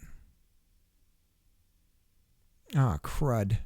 How do I just tile a selection?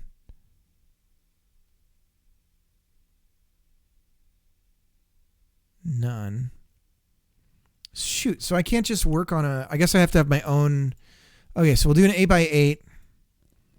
We're going to do NES. How you been doing, Bit?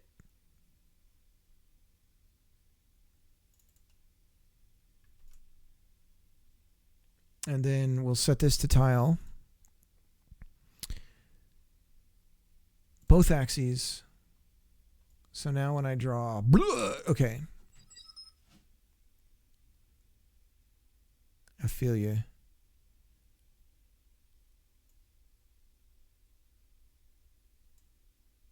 Okay, so there's our frog sprite, and then here's our sprite. Okay, so this is... Yeah, we're getting some pretty warm weather here right now, too. So I can't complain either. Because it's been bad. I actually went out and raked a bunch of leaves that I couldn't get to in the fall. So I was out there just doing yard work, trying to get all that kind of like... Because we're going to have family come and visit. -10 originally. That was brutal. Yeah. No, we had something like that. What was it? I forget. We were like -5 and then, but we have a really bad wind chill here. And so it was like the feels like was like way down in the 20s.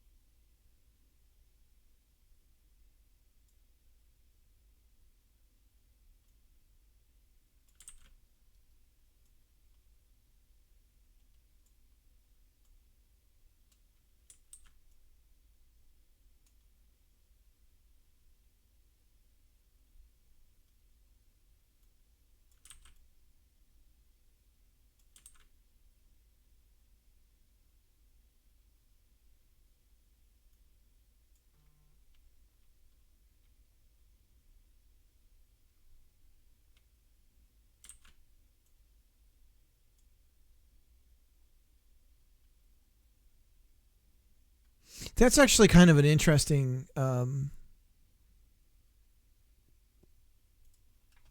combination of so let's see if we add texture to this.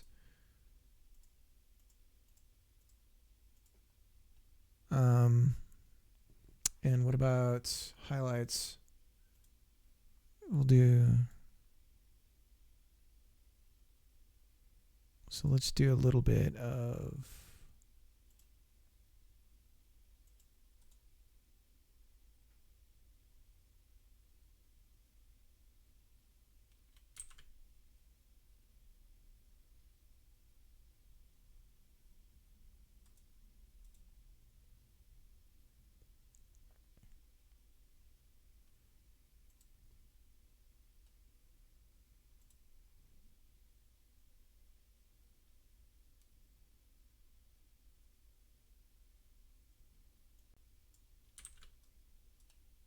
I don't know what happened to my left and right clicks, but they were like backwards right now.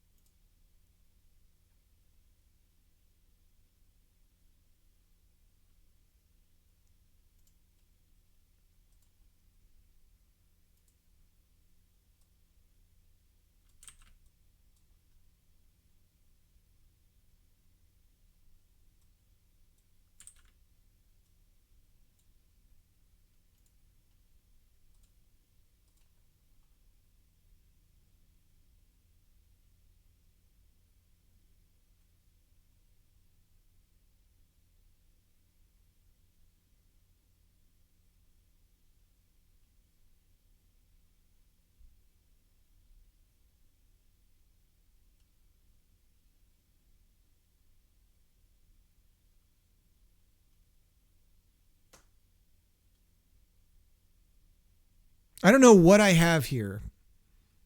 I don't know what this is. I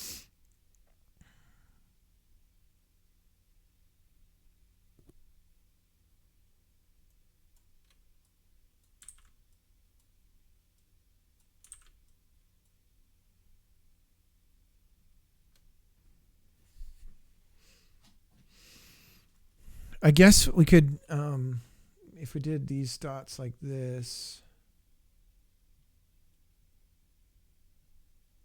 it's like in the negative space more. And then what if we filled just this last little bit here?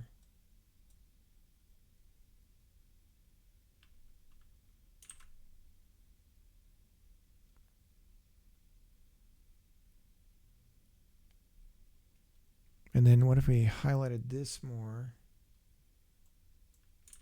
Like this.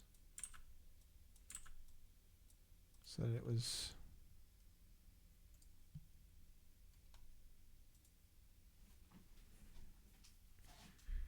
And then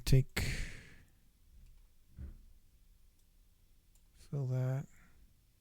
All right, it's starting to feel like something, right?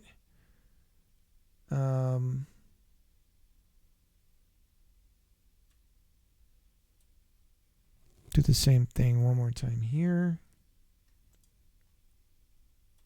This is looking It's a little bit too jaggy going down in one direction. So maybe if I can cheat it and get it up a little somehow, where it's not falling down so much. So if I go and I just lift it up. So it's maybe, okay, so how do I...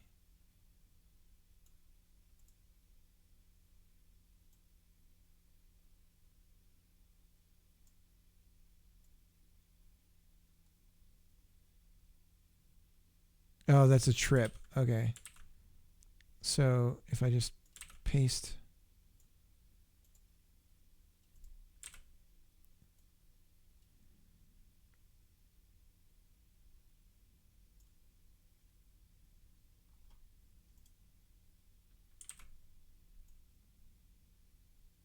There we go.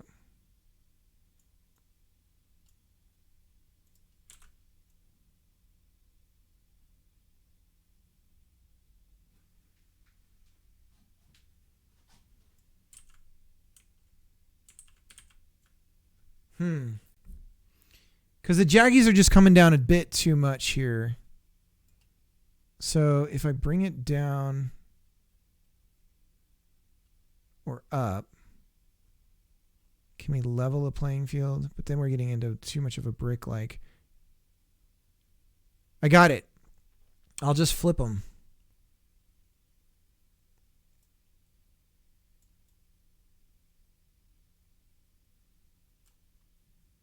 It makes no sense, but it suddenly... That's looking pretty good. Let's get rid of the texture. Yeah, I mean, that feels like I could fill that in anywhere and it would just kind of look like something like a wall. Let's see what it looks like without the without the tile. Yeah. All right, I'll take it. We're going to take that as a win. Here's our wall texture. Now this is going to be really hard to translate this to all of these other ones. Seriously. We're just going to I'm messing around with the palette, the NES palette, and I'm just doing I don't think I'm going to have all these blocks be these colors or the walls be these colors, but we got these palettes that we can do.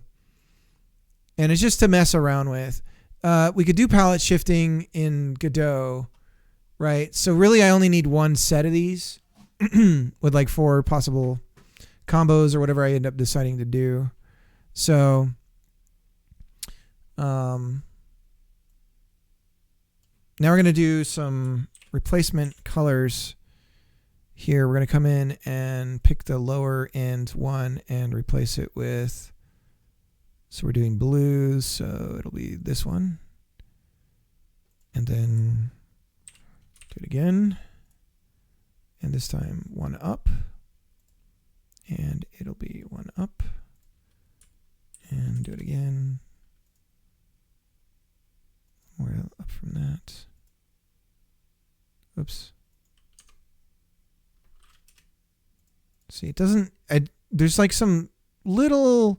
quality of life keyboard stuff that I wish this app would do, where I can't navigate how my instincts would tell me to do it on a whoops, something's wrong. I did something wrong.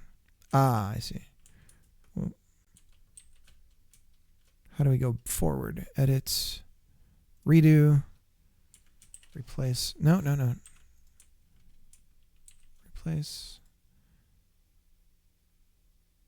this color with this color. And I didn't do it. R.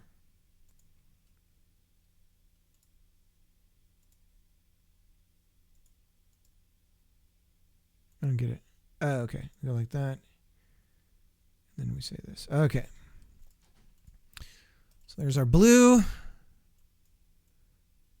And we'll do this quicker, hopefully.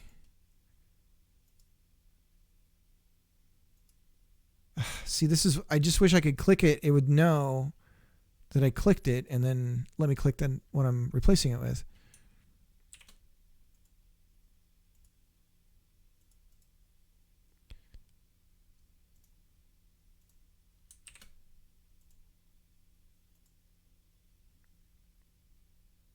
I almost started watching Quantum Leap. It's on Roku. And I turned it on, and because it was shot on film, it's been scanned. All the negatives have been scanned, and it looks amazing for being a show that was shot in the 80s.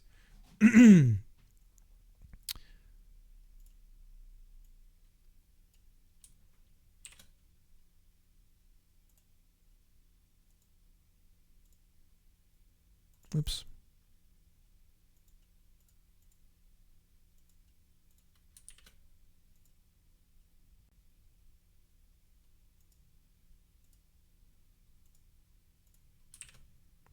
But that was such a goofball show.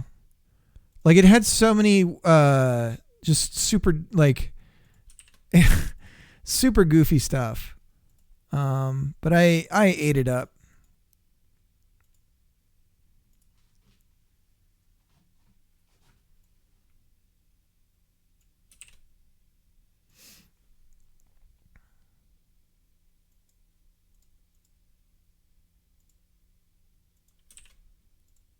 And it's so weird, like the theme song on that show is like this super chill, jazzy, like almost like elevator music.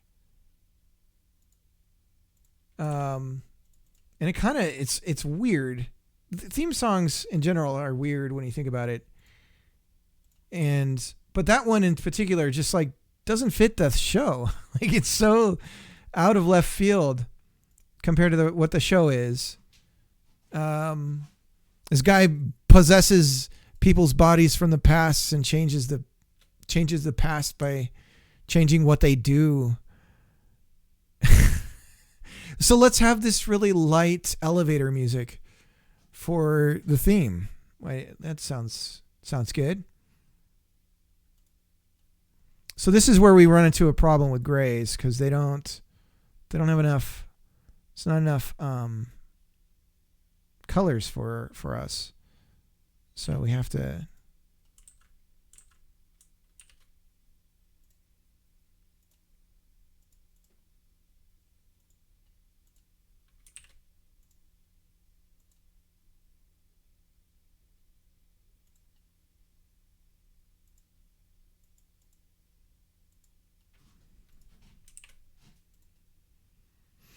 we either have to go too bright or too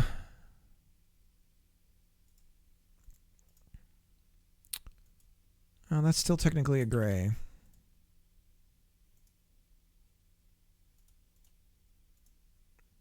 Okay. There's our brick walls. There's our roads. And our buttons and our boxes.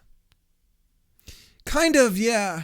I think having like an unlimited palette for pixel art is quite a thing. But really what I could do is just limit myself to hues and then paletize the hues and use that to change, like if I need different colors for reuse for certain things for palette swaps, I could do it that way. So I just come up with a good like grayscale of like 8 or something. Then maybe that's probably what I should be doing. I don't know if Sprite lets you do sprite work like that, where you can paint in one palette and then preview it in another, you know? Because if so, that would be real handy for what I need to do. And we're not going to save this sprite. Okay, so we have this now. We go back to the game here, and let's see. So now we need to start swapping everything out here. I don't know how easy this is going to be, and we're going into pixel art, which is going to create some things that we're going to have to deal with too, besides just swapping out the tile maps. So we do have a tile set here. Let's see. It's called Sokoban. And then let's just see. We're using both. Those are the storage points and the walls. So long as I... Let's just test this out. So tile sheet, PNG. So if we... I can't just replace the PNG either. Ugh. Okay, let's go back over here. Elements, box, storage.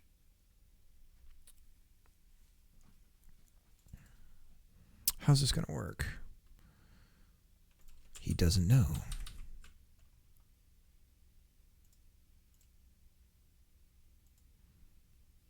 Export.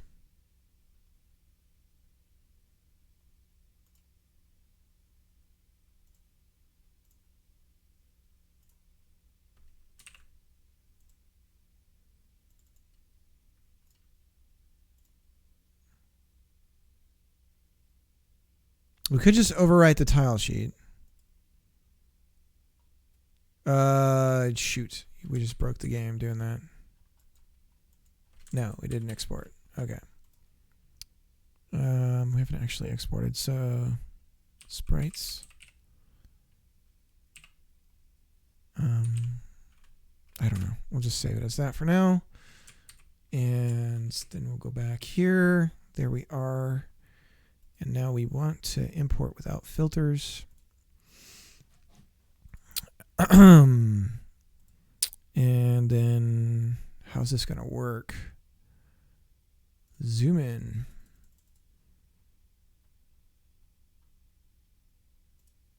Now if I just make a new tile,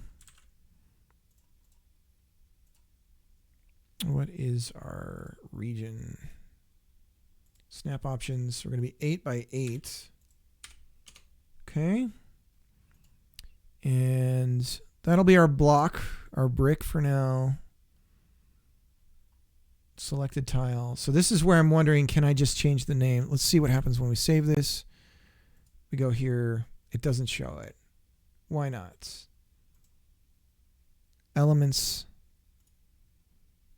Collision element. Tile set. It's using a different tile set. So this, it's not the new tile set. It's going to be one called elements. Which is where? Why am I not seeing this?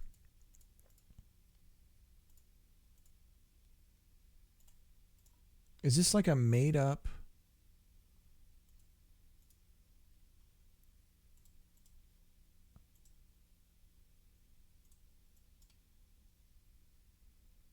Where is this? Where are you?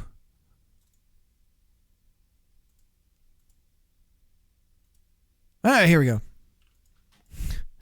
Okay. I was like, what is going on? Okay, so if we add this, now we go back here. Okay, so, all right. So it shows up, it's itsy bitsy, but we're on the right track. So now, if we go back to elements and we rename this one box, is it going to be smart enough to know, like if I go to this one and call it box old, what happens when I come here? It now has that name.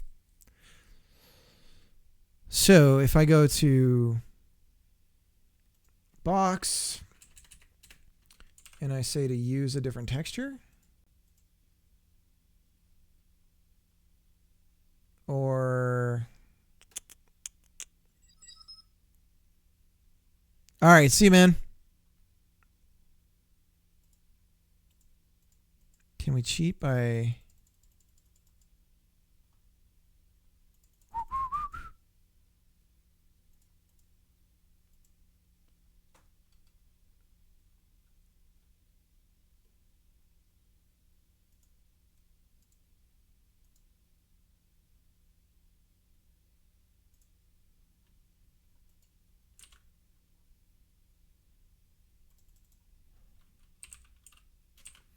Well, I'm certain I use things by name. So if I go in here and rename them, rename this one box old.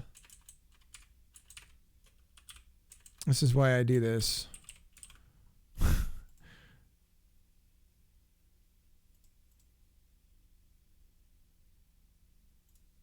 And we just go like this.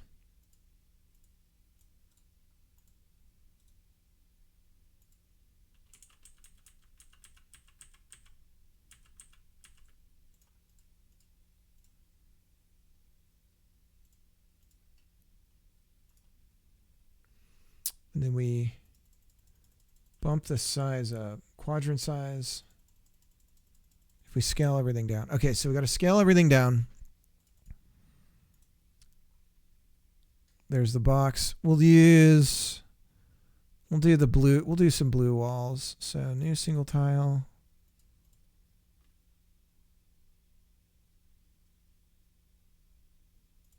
Wall. Let's go back.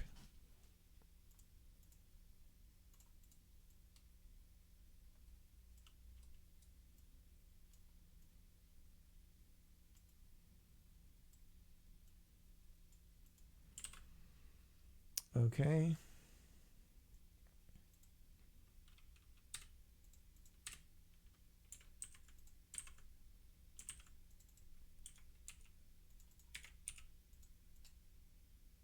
Cell size is 8 by 8. Zoom in. Okay, so this is looking good. Now we got to change the character sprite and the solution stuff. The solution stuff is actually offset. It's not lined up. That's weird. Okay, so that's fixed. The solution set needs to be cell 8 by 8. And then the same deal. But first let's keep it the old size. Was it 64 by 64? Yeah. Okay. Now we go to elements, sprites. I need a button. New tile. We call it button.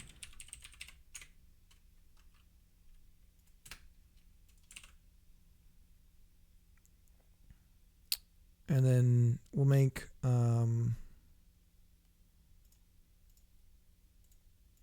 gray. That's button. New tile. And we'll call this floor.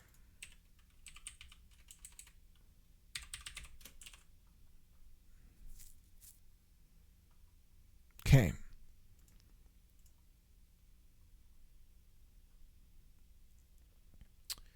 And solution is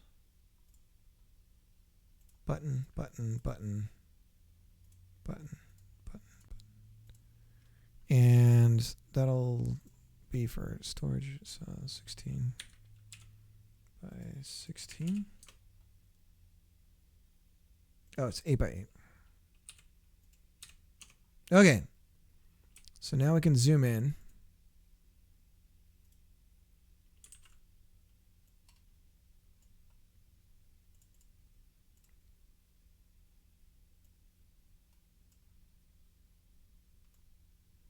Okay.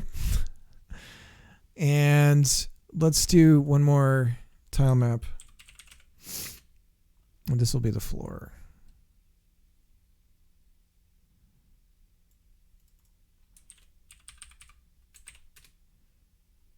And same thing. Quick load. Elements. Floor. And then 60 by 16. No, 8 by 8.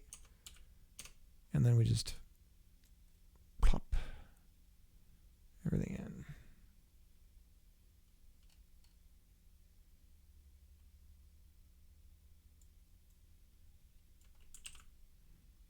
Just to make sure. Okay. So now we've got our layout here.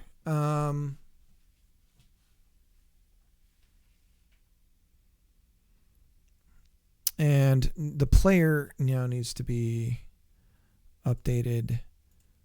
So let's see what about that. Let's go to. So we're breaking everything right now. Once again, a phrase I say a lot.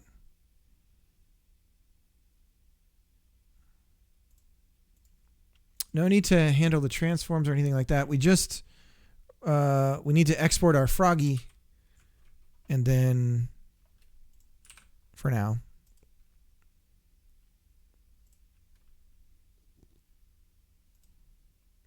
And that is just going to go in the root of the project. Frog exports. Sure. Wait.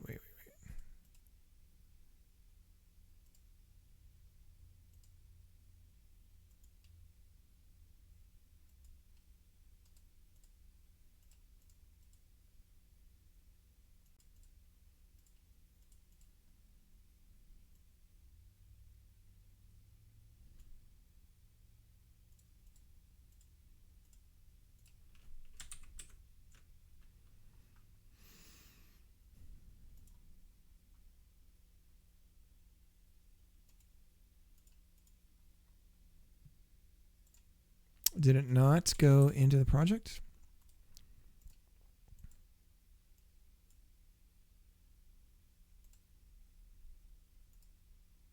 It did. But is our project, is it a GIF? Is that the problem? And it doesn't know what to do with it? Yeah, it seems to be. So export sprite sheet.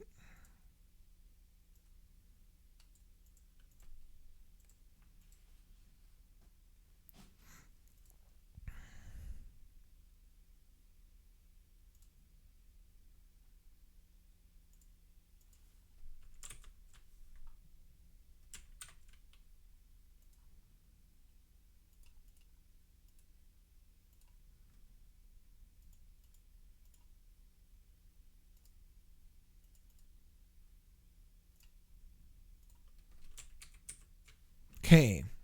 Now we've got frog in here. Then we just go load up frog. Zoom. We need to re-import with filter off.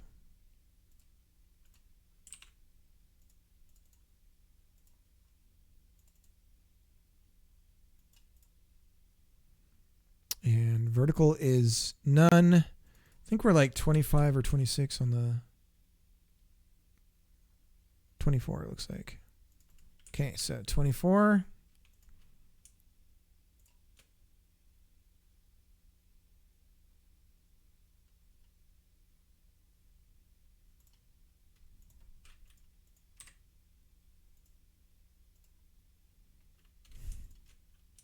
Is there an easy way to just select all these?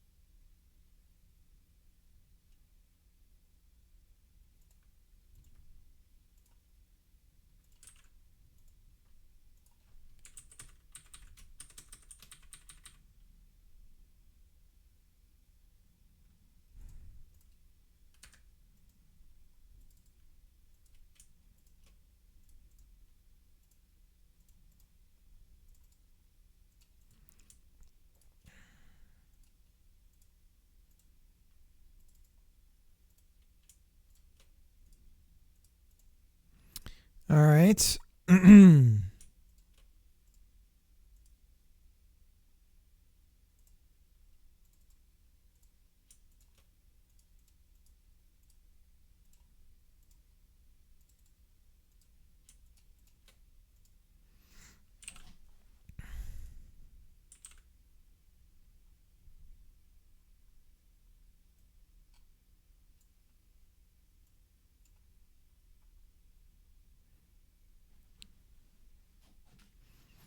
transform is incorrect. Okay, so now that we've got all this done, a bunch of stuff in the game is actually going to be broken. Yeah. Okay. Like for instance, if we're on the template, player start position is 2, 2. Now this should snap me in a totally different spot now. So if I adjust this,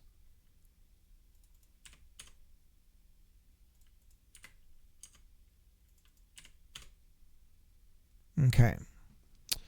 I don't know why I'm down 1 though. Oh, because it's 0. So it's actually 3 by 3.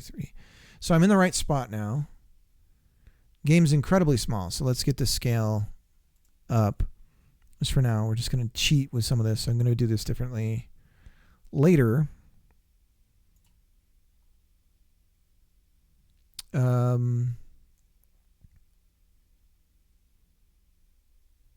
do you do that?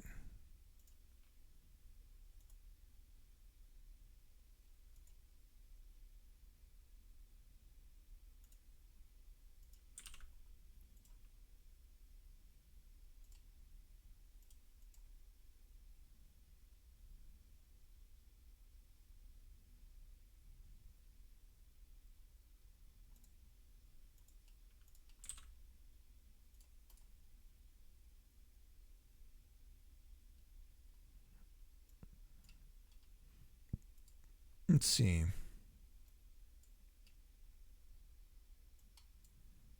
Okay, so I guess we need to add a camera.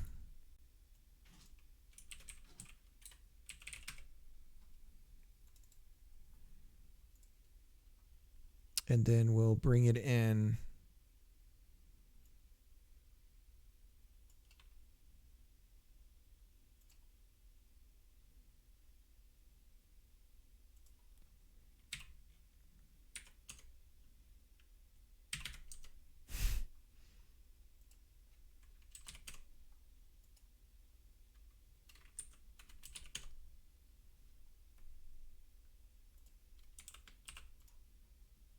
Okay, so here's our teeny tiny frog. Animations are working still. We're moving so slow because I was testing some other things. So it's funny how this is actually translating. I wasn't expecting it to work quite as well. So the animation of the box pushing, we can fix that too. We have the collision element here. I believe this is where we're, yeah, so we're using, we have a preloaded sprite for the box.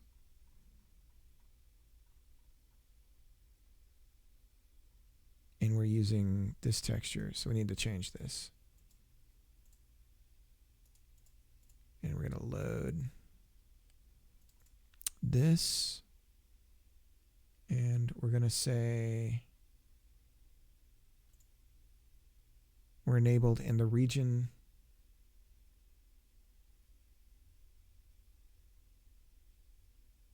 Our rect is 8 by 8. No, that's where we start. So we're 8 by 8. There we go. So let's try again. Okay, so we got our animations back. All right, let's increase the frog speed here really quick. And then I'm going to call it for today. And we'll hit this up again tomorrow. But it's going to be a little bit less of my time. We're going to get back on the tactics train.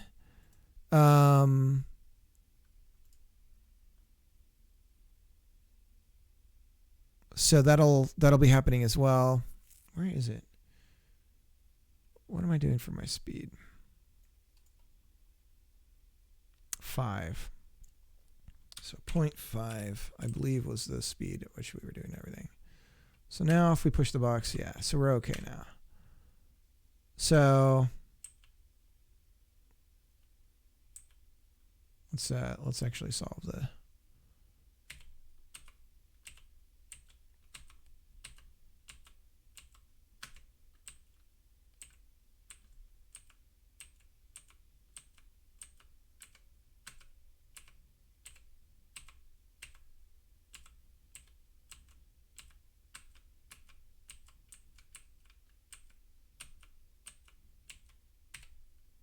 Okay. We're back to playable again. Okay, everybody, have a good night. I will see you tomorrow. There's not a lot of people watching right now, I don't think, so I'm not going to raid. But much love to everybody out there. Thanks for hanging out. Bit, I hope you're doing good. Yeah, sorry I didn't ask. Anyways, I got to go. Bye-bye.